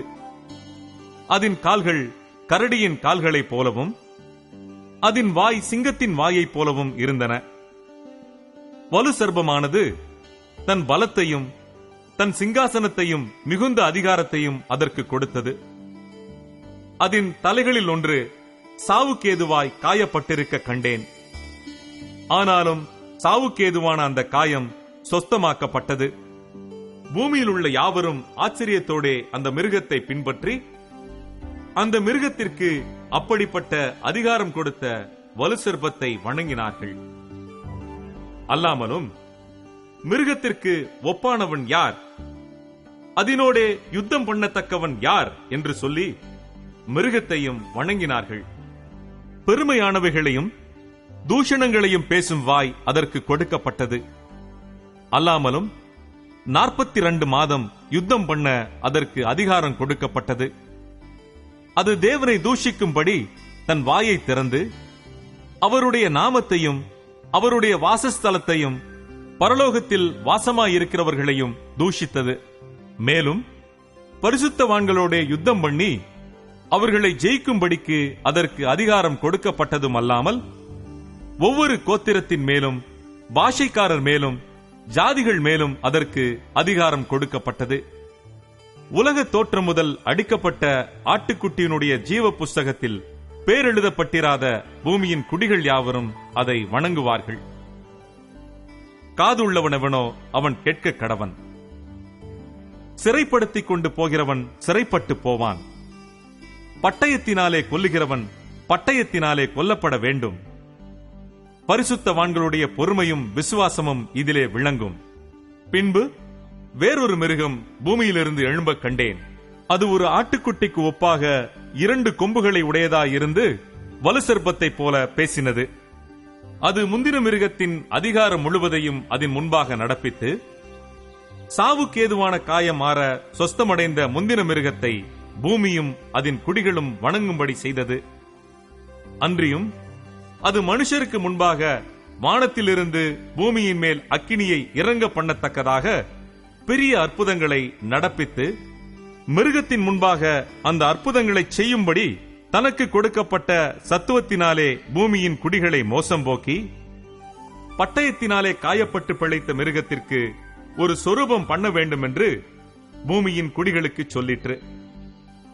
மேலும் அம்மிருகத்தின் சொரூபம் பேசத்தக்கதாகவும் மிருகத்தின் சொரூபத்தை வணங்காத யாவரையும் கொலை செய்யத்தக்கதாகவும் மிருகத்தின் சொரூபத்திற்கு ஆவியை கொடுக்கும்படி அதற்கு சத்துவம் கொடுக்கப்பட்டது. அது சிறியோர் பெரியோர் ஐஸ்வர்யவான்கள் தரித்திரர் சுயாதீனர் அடிமைகள் இவர்கள் யாவரும் தங்கள் தங்கள் வலது கைகளிலாவது நெற்றிகளிலாவது ஒரு முத்திரையை பெறும்படிக்கும் அந்த மிருகத்தின் முத்திரையாவது அதன் நாமத்தையாவது அதன் நாமத்தின் இலக்கத்தையாவது தரித்துக் கொள்ளுகிறவன் தவிர வேறொருவனும் கொள்ளவும் விற்கவும் கூடாதபடிக்கும் செய்தது. இதிலே ஞானம் விளங்கும். அந்த மிருகத்தின் இலக்கத்தை புத்தியுடையவன் கணக்கு பார்க்க கடவன். அது மனுஷனுடைய இலக்கமாயிருக்கிறது. அதனுடைய இலக்கம் 666. 14ஆம் அதிகாரம். பின்பு நான் பார்த்தபோது இதோ சீயோன் மலையின் மேல் ஆட்டுக்குட்டியானவரையும் அவரோட கூட அவருடைய பிதாவின் நாமம் தங்கள் நெற்றிகளில் எழுதப்பட்டிருந்த 144,000 பேரையும் நிற்க கண்டேன். அல்லாமலும் பெருவெள்ள இரைச்சல் போலவும் பலத்த இடிமுழக்கம் போலவும் ஒரு சத்தம் வானத்திலிருந்து உண்டாக கேட்டேன். நான் கேட்ட சத்தம் சுரமண்டலக்காரர் தங்கள் சுரமண்டலங்களை வாசிக்கிற ஓசையைப் போலிருந்தது. அவர்கள் சிங்காசனத்திற்கு முன்பாகவும் 4 ஜீவன்களுக்கு முன்பாகவும் மூப்பர்களுக்கு முன்பாகவும் புதுப்பாட்டை பாடினார்கள். அந்த பாட்டு பூமியிலிருந்து மீட்டுக் கொள்ளப்பட்ட 144,000 பேரே அல்லாமல் வேறொருவரும் கற்றுக்கொள்ளக் கூடாதிருந்தது. ஸ்திரீகளால் தங்களை கரைப்படுத்தாதவர்கள் இவர்களே, கற்புள்ளவர்கள் இவர்களே. ஆட்டுக்குட்டியானவர் எங்கே போனாலும் அவரை பின்பற்றுகிறவர்கள் இவர்களே. இவர்கள் மனுஷரிலிருந்து தேவனுக்கும் ஆட்டுக்குட்டியானவருக்கும் முதற்பலனாக மீட்டுக் கொள்ளப்பட்டவர்கள். இவர்களுடைய வாயிலே கபடம் காணப்படவில்லை. இவர்கள் தேவனுடைய சிங்காசனத்திற்கு முன்பாக மாசில்லாதவர்களாயிருக்கிறார்கள். பின்பு வேறொரு தூதன் வானத்தின் மத்தியிலே பறக்க கண்டேன். அவன் பூமியில் வாசம் பண்ணுகிற சகல ஜாதிகளுக்கும், கோத்திரத்தாருக்கும், பாஷைக்காரருக்கும், ஜனக்கூட்டத்தாருக்கும் அறிவிக்கத்தக்கதாக நித்திய சுவிசேஷத்தை உடையவனாயிருந்து மிகுந்த சத்தமிட்டு, தேவனுக்கு பயந்து அவரை மகிமைப்படுத்துங்கள், அவர் நியாய தீர்ப்பு கொடுக்கும் வேளை வந்தது, வானத்தையும் பூமியையும் சமுத்திரத்தையும் நீரூற்றுகளையும் உண்டாக்கினவரையே தொழுது கொள்ளுங்கள் என்று கூறினான். வேறொரு தூதன் பின் சென்று, பாபிலோன் மகாநகரம் விழுந்தது விழுந்தது, தன் வேசித்தனமாகிய உக்கிரமான மதுவை சகல ஜாதிகளுக்கும் குடிக்க கொடுத்தாளே என்றான்.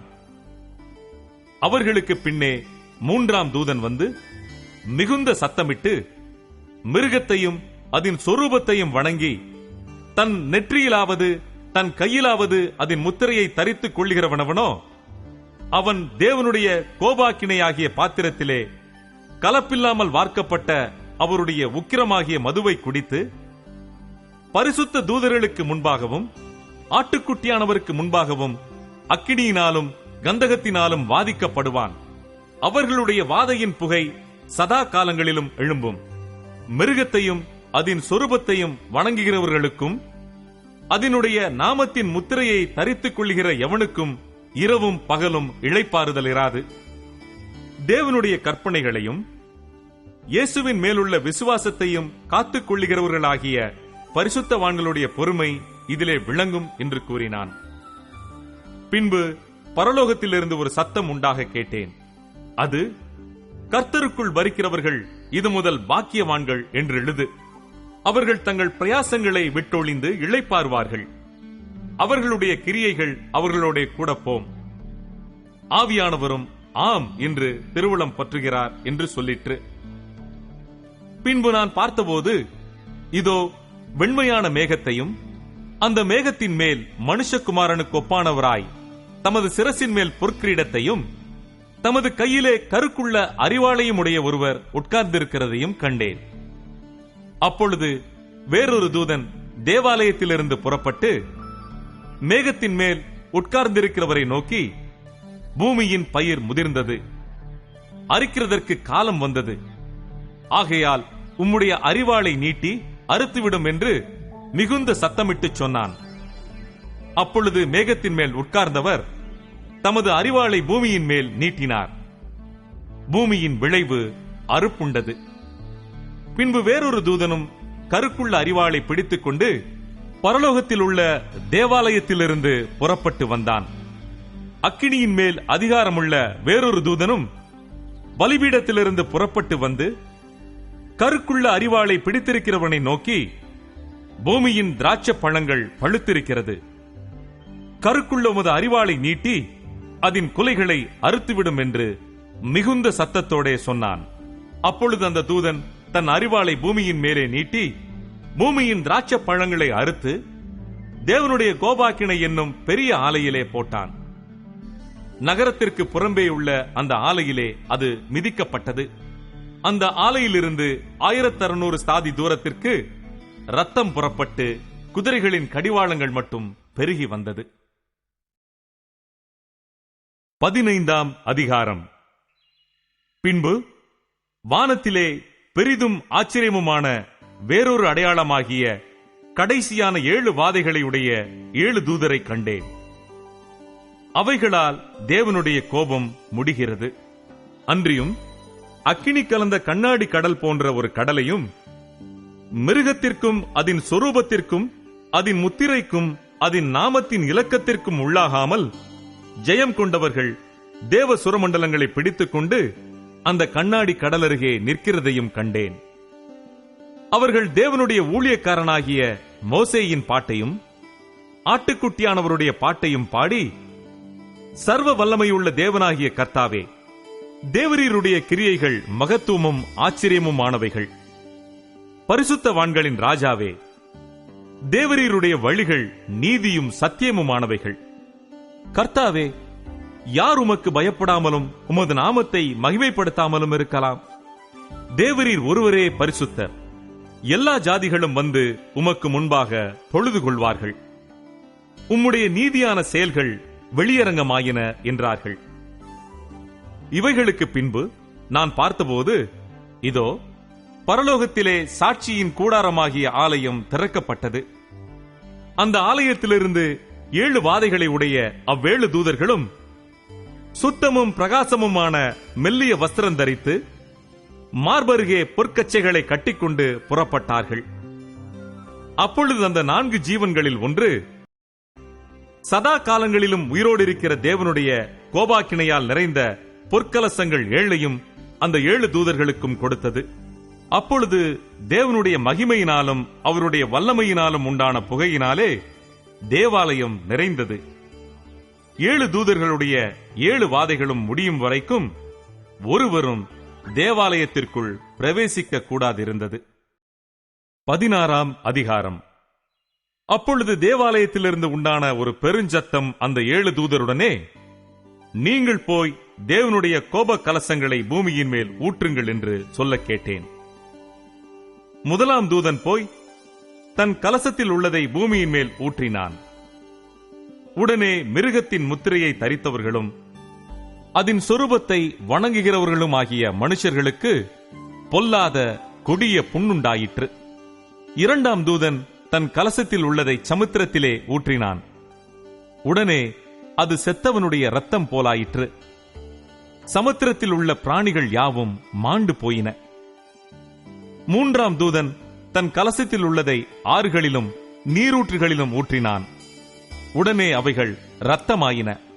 அப்பொழுது தண்ணீர்களின் தூதன், இருக்கிறவரும் இருந்தவரும் பரிசுத்தருமாகிய தேவரீர், இப்படி நியாயம் தீர்க்க நீதியுள்ளவராயிருக்கிறீர். அவர்கள் பரிசுத்தவான்களுடைய இரத்தத்தையும் தீர்க்கதரிசிகளுடைய இரத்தத்தையும் சிந்தினபடியினால் இரத்தத்தையே அவர்களுக்கு குடிக்க கொடுத்தீர். அதற்கு பாத்திரராயிருக்கிறார்கள் என்று சொல்ல கேட்டேன். பலிபீடத்திலிருந்து வேறொருவன், ஆம், சர்வ வல்லமையுள்ள தேவனாகிய கர்த்தாவே, உம்முடைய நியாய தீர்ப்புகள் சத்தியமும் நீதியுமானவைகள் என்று சொல்ல கேட்டேன். 4ஆம் தூதன் தன் கலசத்தில் உள்ளதை சூரியன் மேல் ஊற்றினான். தீயினால் மனுஷரை தகிக்கும்படி அதற்கு அதிகாரம் கொடுக்கப்பட்டது. அப்பொழுது மனுஷர்கள் மிகுந்த உஷ்ணத்தினாலே தகிக்கப்பட்டு இந்த வாதிகளை செய்ய அதிகாரமுள்ள தேவனுடைய நாமத்தை தூஷித்தார்களே அல்லாமல் அவரை மகிமைப்படுத்த மனம் திரும்பவில்லை. 5ஆம் தூதன் தன் கலசத்தில் உள்ளதை மிருகத்தினுடைய சிங்காசனத்தின் மேல் ஊற்றினான். அப்பொழுது அதன் ராஜ்யம் இருளடைந்தது. அவர்கள் வருத்தத்தினாலே தங்கள் நாவுகளை கடித்துக் கொண்டு தங்கள் வருத்தங்களாலும் தங்கள் புண்களாலும் பரலோகத்தின் தேவனை தூஷித்தார்களே அல்லாமல் தங்கள் கிரியைகளை விட்டு மனம் திரும்பவில்லை. 6ஆம் தூதன் தன் கலசத்தில் உள்ளதை ஐபிராத் என்னும் பெரிய நதியின் மேல் ஊற்றினான். அப்பொழுது சூரியன் உதிக்கும் திசையிலிருந்து வரும் ராஜாக்களுக்கு வழி ஆயத்தமாகும்படி அந்த நதியின் தண்ணீர் வற்றி போயிற்று. அப்பொழுது வலுசர்ப்பத்தின் வாயிலும் மிருகத்தின் வாயிலும் கள்ள தீர்க்கதரிசியின் வாயிலும் இருந்து தவளைகளுக்கு ஒப்பான 3 அசுத்த ஆவிகள் புறப்பட்டு வர கண்டேன். அவைகள் அற்புதங்களை செய்கிற பிசாசுகளின் ஆவிகள். அவைகள் பூலோகமெங்கும் உள்ள ராஜாக்களை சர்வ வல்லமை உள்ள தேவனுடைய மகா நாளில் நடக்கும் யுத்தத்திற்கு கூட்டிச் சேர்க்கும்படிக்கு புறப்பட்டு போகிறது. இதோ திருடனைப் போல் வருகிறேன். தன் மானம் காணப்படத்தக்கதாக நிர்வாணமாய் நடவாதபடிக்கு விழித்துக் கொண்டு தன் வஸ்திரங்களை காத்துக் கொள்ளுகிறவன் பாக்கியவான். அப்பொழுது எபிரேயு பாஷையிலே அர்மகெதோன் என்னப்பட்ட இடத்திலே அவர்களை கூட்டிச் சேர்த்தான். 7ஆம் தூதன் தன் கலசத்தில் உள்ளதை ஆகாயத்தில் ஊற்றினான். அப்பொழுது பரலோகத்தின் ஆலயத்தில் உள்ள சிங்காசனத்திலிருந்து ஆயிற்று என்று சொல்லிய பெருஞ்சத்தம் பிறந்தது. சத்தங்களும் இடிமுழக்கங்களும் மின்னல்களும் உண்டாயின. பூமி மிகவும் அதிர்ந்தது. பூமியின் மேல் மனுஷர்கள் உண்டான நாள் முதற்கொண்டு அப்படிப்பட்ட பெரிய அதிர்ச்சி உண்டானதில்லை. அப்பொழுது மகா நகரம் 3 பங்காக பிரிக்கப்பட்டது. புறஜாதிகளுடைய பட்டணங்கள் விழுந்தன. மகா பாபிலோனுக்கு தேவனுடைய உக்கிரமான கோபாக்கினையாகிய மதுவுள்ள பாத்திரத்தை கொடுக்கும்படி அது அவருக்கு முன்பாக நினைப்பூட்டப்பட்டது. தீவுகள் யாவும் அகன்று போயின. பர்வதங்கள் காணப்படாமற் போயின. தாளந்து நிறையான பெரிய கல்மழையும் வானத்திலிருந்து மனுஷர் மேல் விழுந்தது. அந்த கல்மழையினால் உண்டான வாதையின் நிமித்தம் மனுஷர்கள் தேவனை தூஷித்தார்கள். அந்த வாதை மகா கொடிதாயிருந்தது. 17ஆம் அதிகாரம். 7 கலசங்களை உடைய அந்த 7 தூதரில் ஒருவன் வந்து என்னோடே பேசி, நீ வா, திரளான தண்ணீர்கள் மேல் உட்கார்ந்திருக்கிற மகா வேசியோடே பூமியின் ராஜாக்கள் வேசித்தனம் பண்ணினார்களே, அவளுடைய வேசித்தனமாகிய மதுவால் பூமியின் குடிகளும் வெறி கொண்டிருந்தார்களே, அவளுக்கு வருகிற ஆக்கினையை உனக்கு காண்பிப்பேன் என்று சொல்லி ஆவிக்குள் என்னை வனாந்தரத்திற்கு கொண்டு போனான். அப்பொழுது 7 தலைகளையும் 10 கொம்புகளையும் உடையதும் தூஷணமான நாமங்களால் நிறைந்ததுமான சிவப்பு நிறமுள்ள மிருகத்தின் மேல் ஒரு ஸ்திரீ ஏறியிருக்க கண்டேன். அந்த ஸ்திரீ இரத்தாம்பரமும் சிவப்பான ஆடையும் தரித்து பொன்னினாலும் ரத்தினங்களினாலும் முத்துக்களினாலும் சிங்காரிக்கப்பட்டு தன் வேசித்தனமாகிய அருவருப்புகளாலும் அசுத்தத்தாலும் நிறைந்த பொற்பாத்திரத்தை தன் கையிலே பிடித்திருந்தாள். மேலும் ரகசியம், மகா பாபிலோன் வேசிகளுக்கும் பூமியில் உள்ள அருவருப்புகளுக்கும் தாய் என்னும் நாமம் அவள் நெற்றியில் எழுதியிருந்தது. அந்த ஸ்திரீ பரிசுத்தவான்களின் இரத்தத்தினாலும் இயேசுவினுடைய சாட்சிகளின் இரத்தத்தினாலும் வெறி கொண்டிருக்கிறதை கண்டேன். அவளைக் கண்டு நான் மிகவும் ஆச்சரியப்பட்டேன். அப்பொழுது தூதனானவன் என்னை நோக்கி, ஏன் ஆச்சரியப்படுகிறாய்? இந்த ஸ்திரீயினுடைய ரகசியத்தையும் 7 தலைகளையும் 10 கொம்புகளையும் உடையதாய் இவளை சுமக்கிற மிருகத்தினுடைய ரகசியத்தையும் உனக்கு சொல்லுகிறேன். நீ கண்ட மிருகம் முன்னே இருந்தது, இப்பொழுது இல்லை. அது பாதாளத்திலிருந்து ஏறி வந்து நாசமடைய போகிறது. உலகத் தோற்றம் முதல் ஜீவ புஸ்தகத்தில் பேரெழுதப்பட்டிராத பூமியின் குடிகள் இருந்ததும் இராமற் போனதும் இனி இருப்பதுமாயிருக்கிற மிருகத்தை பார்த்து ஆச்சரியப்படுவார்கள். ஞானமுள்ள மனம் இதிலே விளங்கும். அந்த 7 தலைகளும் அந்த ஸ்திரீ உட்கார்ந்திருக்கிற 7 மலைகளாம். அவைகள் 7 ராஜாக்களாம். இவர்களில் 5 பேர் விழுந்தார்கள். ஒருவன் இருக்கிறான், மற்றவன் இன்னும் வரவில்லை. வரும்போது அவன் கொஞ்ச காலம் தரித்திருக்க வேண்டும். இருந்ததும் இராததுமாகிய மிருகமே 8வதானவனும் அவ்வேளிலிருந்து தோன்றுகிறவனும் நாசமடைய போகிறவனுமாயிருக்கிறான். நீ கண்ட 10 கொம்புகளும் 10 ராஜாக்களாம். இவர்கள் இன்னும் ராஜ்யம் பெறவில்லை.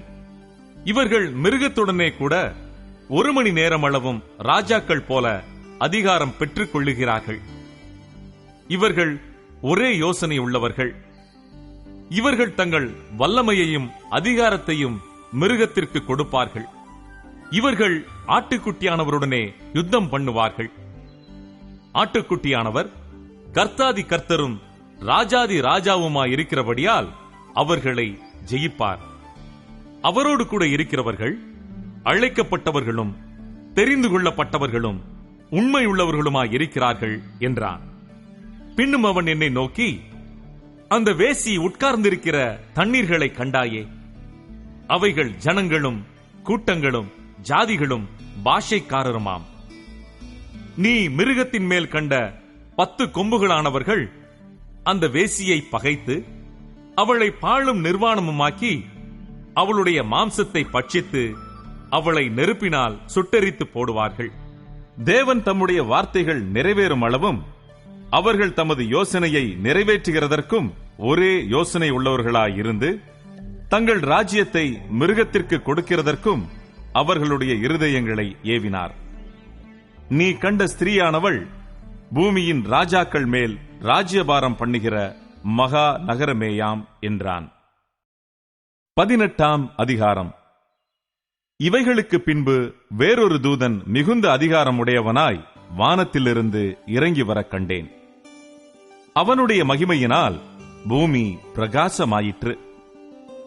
அவன் பலத்த சத்தமிட்டு, மகா பாபிலோன் விழுந்தது விழுந்தது, அது பேய்களுடைய குடியிருப்பும் சகலவித அசுத்த ஆவிகளுடைய காவல் வீடும் அசுத்தமும் அருவருப்பும் உள்ள சகலவித பறவைகளுடைய கூடுமாயிற்று. அவளுடைய வேசித்தனத்தின் உக்கிரமான மதுவை எல்லா ஜாதிகளும் குடித்தார்கள். பூமியின் ராஜாக்கள் அவளோடே வேசித்தனம் பண்ணினார்கள்.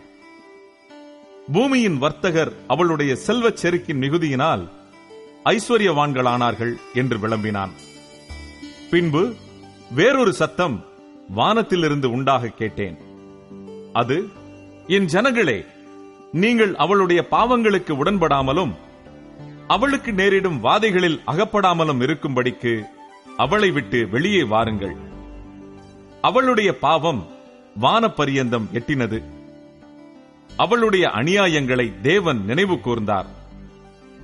அவள் உங்களுக்கு பலனளித்தது போல நீங்களும் அவளுக்கு பலனளியுங்கள். அவளுடைய கிரியைகளுக்கு தக்கதாக அவளுக்கு இரட்டிப்பாக கொடுத்து தீருங்கள். அவள் உங்களுக்கு கலந்து கொடுத்த பாத்திரத்திலே இரட்டிப்பாக அவளுக்கு கலந்து கொடுங்கள். அவள் தன்னை மகிமைப்படுத்தி செல்வச் செருக்காய் வாழ்ந்ததெவ்வளவோ அவ்வளவாய் வாதையையும் துக்கத்தையும் அவளுக்கு கொடுங்கள். நான் ராஜஸ்திரீயாய் வீற்றிருக்கிறேன், நான் கைம்பெண்ணல்ல, நான் துக்கத்தை காண்பதில்லை என்று அவள் தன் இருதயத்திலே எண்ணினாள். ஆகையால் அவளுக்கு வரும் வாதைகளாகிய சாவும் துக்கமும் பஞ்சமும் ஒரே நாளிலே வரும். அவள் அக்கினியினாலே சுட்டெரிக்கப்படுவாள். அவளுக்கு நியாய தீர்ப்பு கொடுக்கும் தேவனாகிய கர்த்தர் வல்லமை உள்ளவர். அவளுடனே வேசித்தனம் செய்து செல்வச் செருக்காய் வாழ்ந்த பூமியின் ராஜாக்களும் அவள் வேகிறதினால் உண்டான புகையை காணும்போது அவளுக்காக அழுது புலம்பி அவளுக்கு உண்டான வாதையினால் பயந்து தூரத்திலே நின்று, ஐயையோ, பாபிலோன் மகா நகரமே, பலமான பட்டணமே, ஒரே நாளிகையில் உனக்கு ஆக்கினை வந்ததே என்பார்கள். பூமியின் வர்த்தகர்களும் தங்கள் தங்கள் சரக்குகளாகிய பொன்னையும் வெள்ளியையும் ரத்தினங்களையும் முத்துக்களையும் சல்லாவையும் இரத்தாம்பரத்தையும் பட்டாடைகளையும் சிவப்பாடைகளையும் சகலவித வாசனை கட்டைகளையும் தந்தத்தினால் செய்திருக்கிற சகலவித வஸ்துக்களையும் விலை உயர்ந்த மரத்தினாலும் வெண்கலத்தினாலும் இரும்பினாலும் வெள்ளை கல்லினாலும் செய்திருக்கிற சகலவித வஸ்துக்களையும் லவங்க பட்டையையும் தூப வர்க்கங்களையும் தைலங்களையும் சாம்பிராணியையும் திராட்ச ரசத்தையும் எண்ணெயையும் மெல்லிய மாவையும் கோதுமையையும் மாடுகளையும் ஆடுகளையும் குதிரைகளையும் ரதங்களையும் அடிமைகளையும் மனுஷருடைய ஆத்துமாக்களையும் இனி கொள்வாரில்லாதபடியால் அவளுக்காக அழுது புலம்புவார்கள். உன் ஆத்துமா இச்சித்த பழவர்க்கங்கள் உன்னை விட்டு நீங்கி போயின. கொழுமையானவைகளும் சம்பிரமமானவைகளும் உன்னை விட்டு நீங்கி போயின. நீ அவைகளை இனி காண்பதில்லை.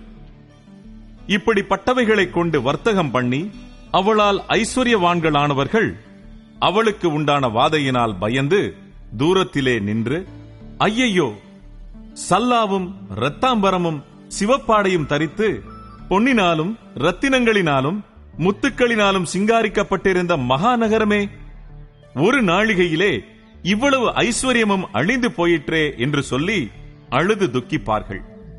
மாலுமிகள் யாவரும், கப்பல்களில் யாத்திரை பண்ணுகிறவர்கள் யாவரும், கப்பலாட்களும், சமுத்திரத்திலே தொழில் செய்கிற யாவரும் தூரத்திலே நின்று அவள் வேகிறதினால் உண்டான புகையை பார்த்து, இந்த மகா நகரத்திற்கு ஒப்பான நகரம் உண்டோ என்று சத்தமிட்டு தங்கள் தலைகள் மேல் புழுதியை போட்டுக்கொண்டு, ஐயையோ மகா நகரமே, சமுத்திரத்திலே கப்பல்களை உடைய அனைவரும் இவளுடைய உச்சிதமான சம்பூரணத்தினால் ஐஸ்வர்யவான்களானார்களே, ஒரு நாழிகையிலே இவள் பாழாய் போனாளே என்று அழுது துக்கித்து ஓலமிடுவார்கள். பரலோகமே, பரிசுத்தவான்களாகிய அப்போஸ்தலர்களே, தீர்க்கதரிசிகளே, அவளை குறித்து களி கூறுங்கள். உங்கள் நிமித்தம் தேவன் அவளை நியாயம் தீர்த்தாரே என்று தூதன் சொன்னான். அப்பொழுது பலமுள்ள தூதன் ஒருவன் பெரிய ஏந்திர கல்லையொத்த ஒரு கல்லை எடுத்து சமுத்திரத்திலே எறிந்து, இப்படியே பாபிலோன் மகாநகரம் வேகமாய் தள்ளுண்டு இனி ஒருபோதும் காணப்படாமற் போகும். சுரமண்டலக்காரரும் கீத வாத்தியக்காரரும் நாகசுரக்காரரும் எக்காலக்காரருமானவர்களுடைய சத்தம் இனி உன்னிடத்தில் கேட்கப்படுவதும் இல்லை. எந்த தொழிலாளியும் இனி உன்னிடத்தில் காணப்படுவதும் இல்லை. ஏந்திர சத்தம் இனி உன்னிடத்தில் கேட்கப்படுவதும் இல்லை. விளக்கு வெளிச்சம் இனி உன்னிடத்தில் பிரகாசிப்பதும் இல்லை. மணவாளனும் மணவாட்டியுமானவர்களுடைய சத்தம் இனி உன்னிடத்தில் கேட்கப்படுவதும் இல்லை. உன் வர்த்தகர் பூமியிலே பெரியோர்களாயிருந்தார்களே, உன் சூனியத்தால் எல்லா ஜாதிகளும் மோசம் போனார்களே. தீர்க்க தரிசிகளுடைய இரத்தமும் பரிசுத்தவான்களுடைய இரத்தமும் பூமியில் கொல்லப்பட்ட அனைவருடைய இரத்தமும் அவளிடத்தில் காணப்பட்டது என்று விளம்பினான். 19ஆம் அதிகாரம். இவைகளுக்கு பின்பு பரலோகத்தில் திரளான ஜனக்கூட்டமிடுகிற ஆரவாரத்தை கேட்டேன். அவர்கள், அல்லேலுயா, இரட்சணியமும் மகிமையும் கனமும் வல்லமையும் நம்முடைய தேவனாகிய கர்த்தருக்கே உரியது. அவருடைய நியாய தீர்ப்புகள் சத்தியமும் நீதியுமானவைகள். தன் வேசித்தனத்தினால் பூமியை கெடுத்த மகாவேசிக்கு அவர் நியாய தீர்ப்பு கொடுத்து, தம்முடைய ஊழியக்காரரின் இரத்தத்திற்காக அவளிடத்தில் பழி வாங்கினாரே என்றார்கள். மறுபடியும் அவர்கள் அல்லேலுயா என்று சொல்லி ஆர்ப்பரித்தார்கள். அவளுடைய புகை என்றென்றைக்கும் எழும்புகிறது என்றார்கள். 24 மூப்பர்களும் 4 ஜீவன்களும் வணக்கமாய் விழுந்து, ஆமென், அல்லேலுயா என்று சொல்லி சிங்காசனத்தின் மேல் வீற்றிருக்கும் தேவனை பொழுது கொண்டார்கள். மேலும், நமது தேவனுடைய ஊழியக்காரரே, அவருக்கு பயப்படுகிற சிறியோரும் பெரியோருமானவர்களே, நீங்கள் யாவரும் அவரை துதியுங்கள் என்று ஒரு சத்தம் சிங்காசனத்திலிருந்து பிறந்தது. அப்பொழுது திரளான ஜனங்களிடம் ஆரவாரம் போலவும் பெருவெள்ள இரைச்சல் போலவும் பலத்த இடிமுழக்கம் போலவும் ஒரு சத்தம் உண்டாகி, அல்லேலுயா, சர்வ வல்லமையுள்ள தேவனாகிய கர்த்தர் ராஜ்யபாரம் பண்ணுகிறார். நாம் சந்தோஷப்பட்டு களி கூர்ந்து அவருக்கு துதி செலுத்த கடவோம். ஆட்டுக்குட்டியானவருடைய கல்யாணம் வந்தது, அவருடைய மனைவி தன்னை ஆயத்தம் பண்ணினாள் என்று சொல்ல கேட்டேன். சுத்தமும் பிரகாசமுமான மெல்லிய வஸ்திரம் தரித்துக் கொள்ளும்படி அவளுக்கு அளிக்கப்பட்டது. அந்த மெல்லிய வஸ்திரம் பரிசுத்தவான்களுடைய நீதிகளே. பின்னும் அவன் என்னை நோக்கி, ஆட்டுக்குட்டியானவரின் கல்யாண விருந்துக்கு அழைக்கப்பட்டவர்கள் பாக்கியவான்கள் என்றெழுது என்றான். மேலும், இவைகள் தேவனுடைய சத்தியமான வசனங்கள் என்று என்னுடனே சொன்னான். அப்பொழுது அவனை வணங்கும்படி அவனுடைய பாதத்தில் விழுந்தேன். அவன் என்னை நோக்கி, இப்படி செய்யாதபடிக்கு பார், உன்னோடும் இயேசுவை குறித்து சாட்சியிட்ட உன் சகோதரரோடும் கூட நானும் ஒரு ஊழியக்காரன். தேவனை தொழுதுகொள். இயேசுவை பற்றின சாட்சி தீர்க்க தரிசனத்தின் ஆவியாயிருக்கிறது என்றான். பின்பு பரலோகம் திறந்திருக்க கண்டேன். இதோ, ஒரு வெள்ளை குதிரை காணப்பட்டது. அதன் மேல் ஏறியிருந்தவர் உண்மையும் சத்தியமும் உள்ளவர் எண்ணப்பட்டவர். அவர் நீதியாய் நியாயம் தீர்த்து யுத்தம் பண்ணுகிறார். அவருடைய கண்கள் அக்கினி ஜுவாலையைப் போலிருந்தன. அவருடைய சிரசின் மேல் அநேக கிரீடங்கள் இருந்தன. அவருக்கே அன்றி வேறொருவருக்கும் தெரியாத ஒரு நாமமும் எழுதியிருந்தது. இரத்தத்தில் தோய்க்கப்பட்ட வஸ்திரத்தை தரித்திருந்தார். அவருடைய நாமம் தேவனுடைய வார்த்தை என்பதே. பரலோகத்தில் உள்ள சேனைகள் வெண்மையும் சுத்தமுமான மெல்லிய வஸ்திரம் தரித்தவர்களாய் வெள்ளை குதிரைகளின் மேல் ஏறி அவருக்கு பின் சென்றார்கள். புறஜாதிகளை வெட்டும்படிக்கு அவருடைய வாயிலிருந்து கூர்மையான பட்டயம் புறப்படுகிறது. இருப்பு கோலால் அவர்களை அரசாளுவார். அவர் சர்வ வல்லமையுள்ள தேவனுடைய உக்கிர கோபமாகிய மதுவுள்ள ஆலையை மிதிக்கிறார். ராஜாதி ராஜா, கர்த்தாதி கர்த்தா என்னும் நாமம் அவருடைய வஸ்திரத்தின் மேலும் அவருடைய தொடையின் மேலும் எழுதப்பட்டிருந்தது. பின்பு ஒரு தூதன் சூரியனில் நிற்க கண்டேன். அவன் வானத்தின் மத்தியில் பறக்கிற சகல பறவைகளையும் பார்த்து, நீங்கள் ராஜாக்களின் மாம்சத்தையும் சேனை தலைவர்களின் மாம்சத்தையும் பலவான்களின் மாம்சத்தையும் குதிரைகளின் மாம்சத்தையும் அவைகளின் மேல் ஏறி இருக்கிறவர்களின் மாம்சத்தையும் சுயாதீனர் அடிமைகள் சிறியோர் பெரியோர் இவர்கள் எல்லோருடைய மாம்சத்தையும் பட்சிக்கும்படிக்கு மகாதேவன் கொடுக்கும் விருந்துக்கு கூடி வாருங்கள் என்று மிகுந்த சத்தத்தோடே கூப்பிட்டான். பின்பு மிருகமும் பூமியின் ராஜாக்களும் அவர்களுடைய சேனைகளும் குதிரையின் மேல் ஏறி இருக்கிறவரோடும் அவருடைய சேனையோடும் யுத்தம் பண்ணும்படிக்கு கூடி வர கண்டேன். அப்பொழுது மிருகம் பிடிக்கப்பட்டது. மிருகத்தின் முன்பாக செய்த அற்புதங்களால் அதன் முத்திரையை தரித்தவர்களையும் அதன் சொரூபத்தை வணங்கினவர்களையும் மோசம் போக்கின கள்ளத்தீர்க்கு தரிசியும் கூட பிடிக்கப்பட்டான். இருவரும் கந்தகம் எரிகிற அக்கினி கடலிலே உயிரோடே தள்ளப்பட்டார்கள். மற்றவர்கள் குதிரையின் மேல் ஏறினவருடைய வாயிலிருந்து புறப்படுகிற பட்டயத்தால் கொல்லப்பட்டார்கள். அவர்களுடைய மாம்சத்தினால் பறவைகள் யாவும் திருப்தி அடைந்தன. 20ஆம் அதிகாரம். ஒரு தூதன் பாதாளத்தின் திறவுகோலையும் பெரிய சங்கிலியையும் தன் கையிலே பிடித்துக் கொண்டு வானத்திலிருந்து இறங்கி வர கண்டேன். பிசாஸ் என்றும் சாத்தான் என்றும் சொல்லப்பட்ட பழைய பாம்பாகிய வலு சர்ப்பத்தை அவன் பிடித்து அதை 1000 வருஷம் அளவும் கட்டி வைத்து அந்த 1000 வருஷம் நிறைவேறும் வரைக்கும் அது ஜனங்களை மோசம் போக்காதபடிக்கு அதை பாதாளத்திலே தள்ளி அடைத்து அதன் மேல் முத்திரை போட்டான். அதற்கு பின்பு அது கொஞ்ச காலம் விடுதலையாக வேண்டும். அன்றியும் நான் சிங்காசனங்களை கண்டேன். அவைகளின் மேல் உட்கார்ந்தார்கள். நியாய தீர்ப்பு கொடுக்கும்படி அவர்களுக்கு அதிகாரம் அளிக்கப்பட்டது.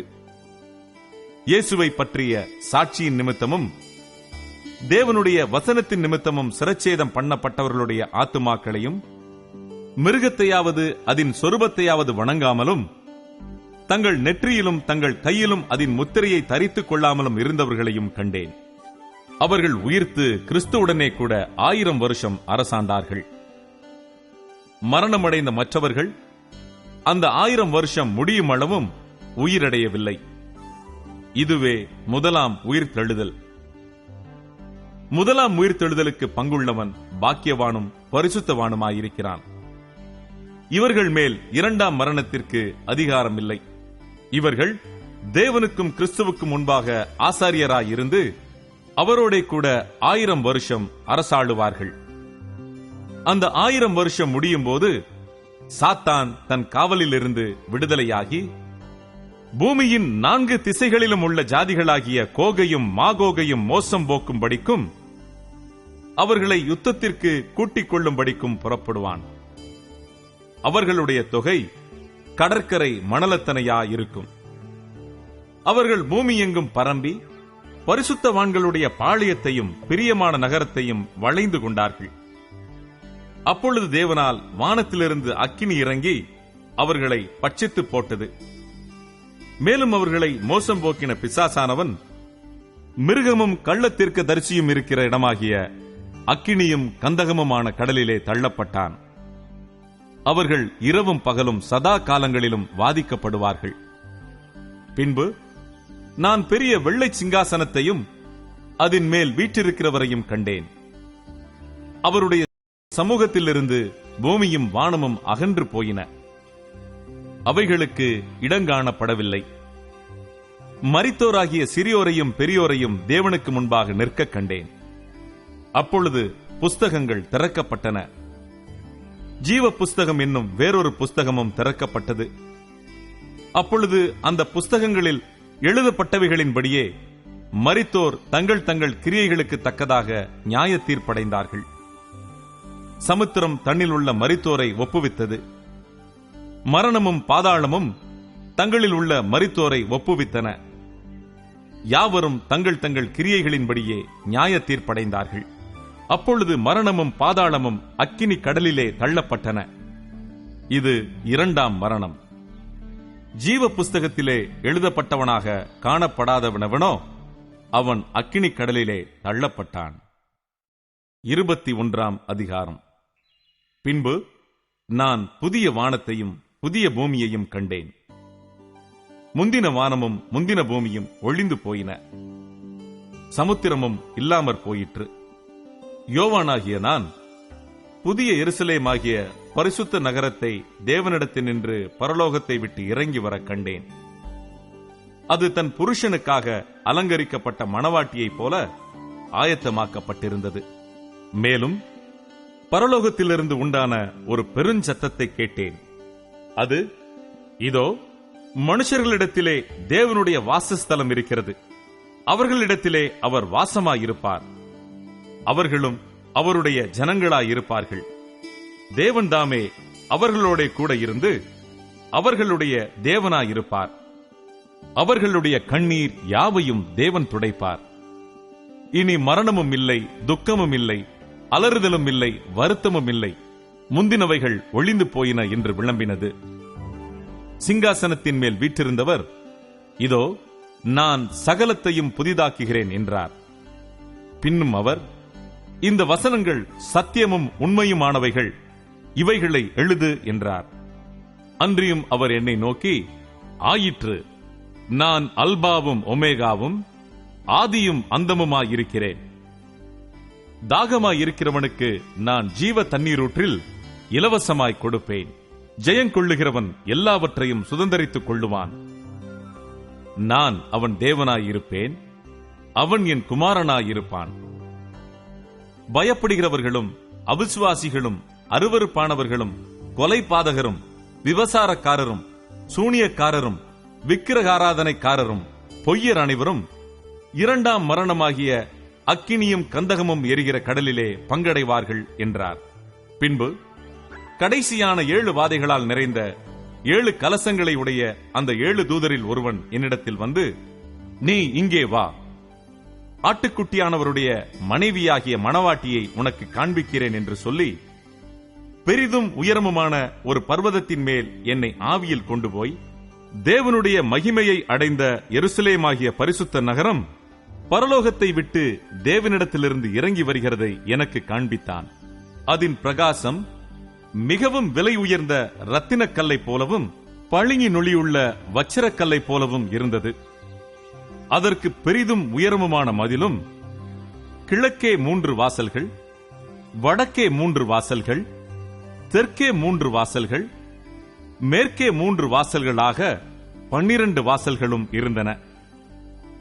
வாசல்களின் அருகே 12 தூதர்கள் இருந்தார்கள். அந்த வாசல்களின் மேல் இஸ்ரவேல் சந்ததியாராகிய 12 கோத்திரத்தாருடைய நாமங்களும் எழுதப்பட்டிருந்தன. நகரத்தின் மதிலுக்கு 12 அஸ்திபார கற்கள் இருந்தன.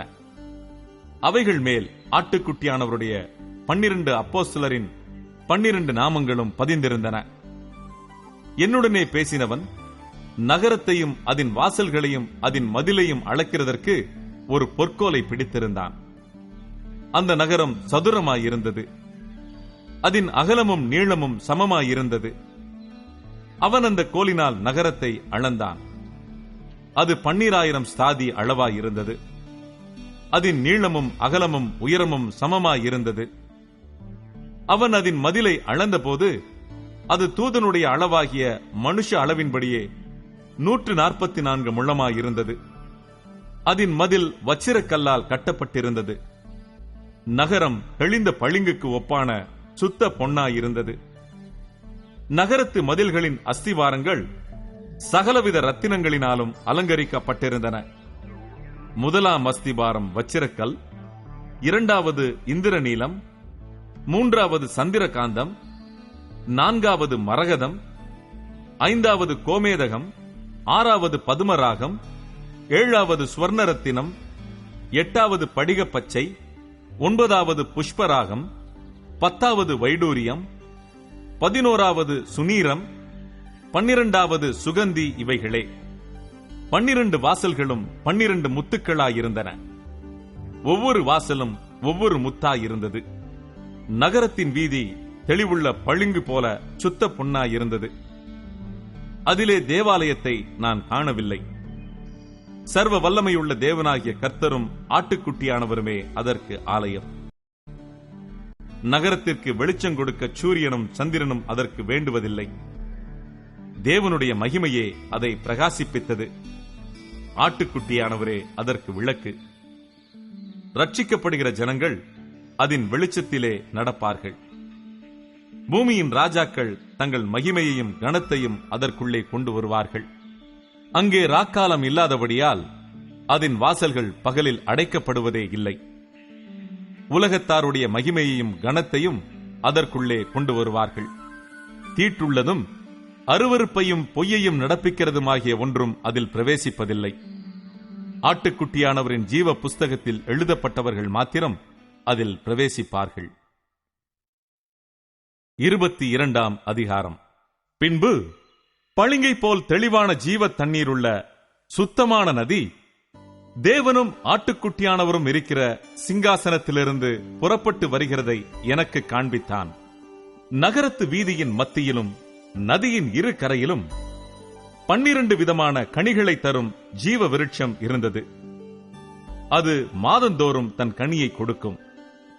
அந்த விருட்சத்தின் இலைகள் ஜனங்கள் ஆரோக்கியமடைகிறதற்கு ஏதுவானவைகள்.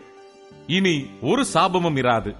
தேவனும் ஆட்டுக்குட்டியானவரும் இருக்கிற சிங்காசனம் அதில் இருக்கும். அவருடைய ஊழியக்காரர் அவரை சேவித்து அவருடைய சமூகத்தை தரிசிப்பார்கள். அவருடைய நாமம் அவர்களுடைய நெற்றிகளில் இருக்கும். அங்கே ராக்காலம் இராது. விளக்கும் சூரியனுடைய வெளிச்சமும் அவர்களுக்கு வேண்டுவதில்லை. தேவனாகிய கர்த்தரே அவர்கள் மேல் பிரகாசிப்பார். அவர்கள் சதா காலங்களிலும் அரசாளுவார்கள். பின்பு அவர் என்னை நோக்கி, இந்த வசனங்கள் உண்மையும் சத்தியமுமானவைகள். சீக்கிரமாய் சம்பவிக்க வேண்டியவைகளை தம்முடைய ஊழியக்காரருக்கு காண்பிக்கும் பொருட்டு பரிசுத்த தீர்க்கதரிசிகளின் கர்த்தராகிய தேவனானவர் தம்முடைய தூதனை அனுப்பினார். இதோ சீக்கிரமாய் வருகிறேன். இந்த புஸ்தகத்தில் உள்ள தீர்க்க தரிசன வசனங்களை கைக்கொள்ளுகிறவன் பாக்கியவான் என்றார். யோவானாகிய நானே இவைகளை கண்டும் கேட்டும் இருந்தேன். நான் கேட்டு கண்டபோது இவைகளை எனக்கு காண்பித்த தூதனை வணங்கும்படி அவன் பாதத்தில் விழுந்தேன். அதற்கு அவன், நீ இப்படி செய்யாதபடிக்கு பார். உன்னோடும் உன் சகோதரரோடும் தீர்க்க தரிசிகளோடும் இந்த புஸ்தகத்தின் வசனங்களை கைக்கொள்ளுகிறவர்களோடும் கூட நானும் ஒரு ஊழியக்காரன். தேவனை தொழுதுகொள் என்றான். பின்னும் அவர் என்னை நோக்கி, இந்த புஸ்தகத்தில் உள்ள தீர்க்க தரிசன வசனங்களை முத்திரை போட வேண்டாம். காலம் சமீபமாயிருக்கிறது. அநியாயம் செய்கிறவன் இன்னும் அநியாயம் செய்யட்டும். அசுத்தமாயிருக்கிறவன் இன்னும் அசுத்தமாயிருக்கட்டும். நீதி உள்ளவன் இன்னும் நீதி செய்யட்டும். பரிசுத்தம் உள்ளவன் இன்னும் பரிசுத்தமாகட்டும். இதோ சீக்கிரமாய் வருகிறேன். அவனவனுடைய கிரியைகளின்படி அவனவனுக்கு நான் அளிக்கும் பலன் என்னோடே கூட வருகிறது. நான் அல்பாவும் ஒமேகாவும் ஆதியும் அந்தமும் முந்தினவரும் பிந்தினவருமாயிருக்கிறேன்.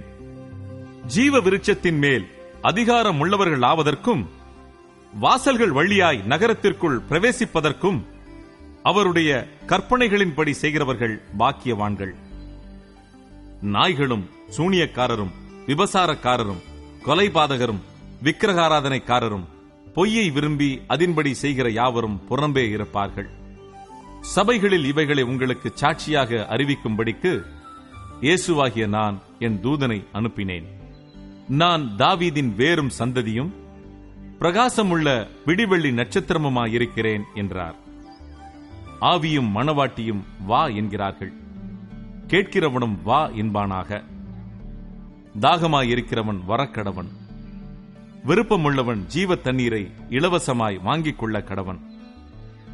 இந்த புஸ்தகத்தில் உள்ள தீர்க்க தரிசன வசனங்களை கேட்கிற யாவருக்கும் நான் சாட்சியாக எச்சரிக்கிறதாவது, ஒருவன் இவைகளோட எதையாகிலும் கூட்டினால் இந்த புஸ்தகத்தில் எழுதியிருக்கிற வாதைகளை தேவன் அவன் மேல் கூட்டுவார். ஒருவன் இந்த தீர்க்க தரிசன புஸ்தகத்தின் வசனங்களிலிருந்து எதையாகிலும் எடுத்து போட்டால் ஜீவ புஸ்தகத்திலிருந்தும் பரிசுத்த நகரத்திலிருந்தும் இந்த புஸ்தகத்தில் எழுதப்பட்டவைகளிலிருந்தும் அவனுடைய பங்கை தேவன் எடுத்து போடுவார். இவைகளை சாட்சியாக அறிவிக்கிறவர் மெய்யாகவே நான் சீக்கிரமாய் வருகிறேன் என்கிறார். ஆமென். கர்த்தராகிய இயேசுவே வாரும். நம்முடைய கர்த்தராகிய இயேசு கிறிஸ்துவின் கிருபை உங்கள் அனைவரோடும் கூட இருப்பதாக. ஆமென். புதிய ஏற்பாடு முற்றிற்று.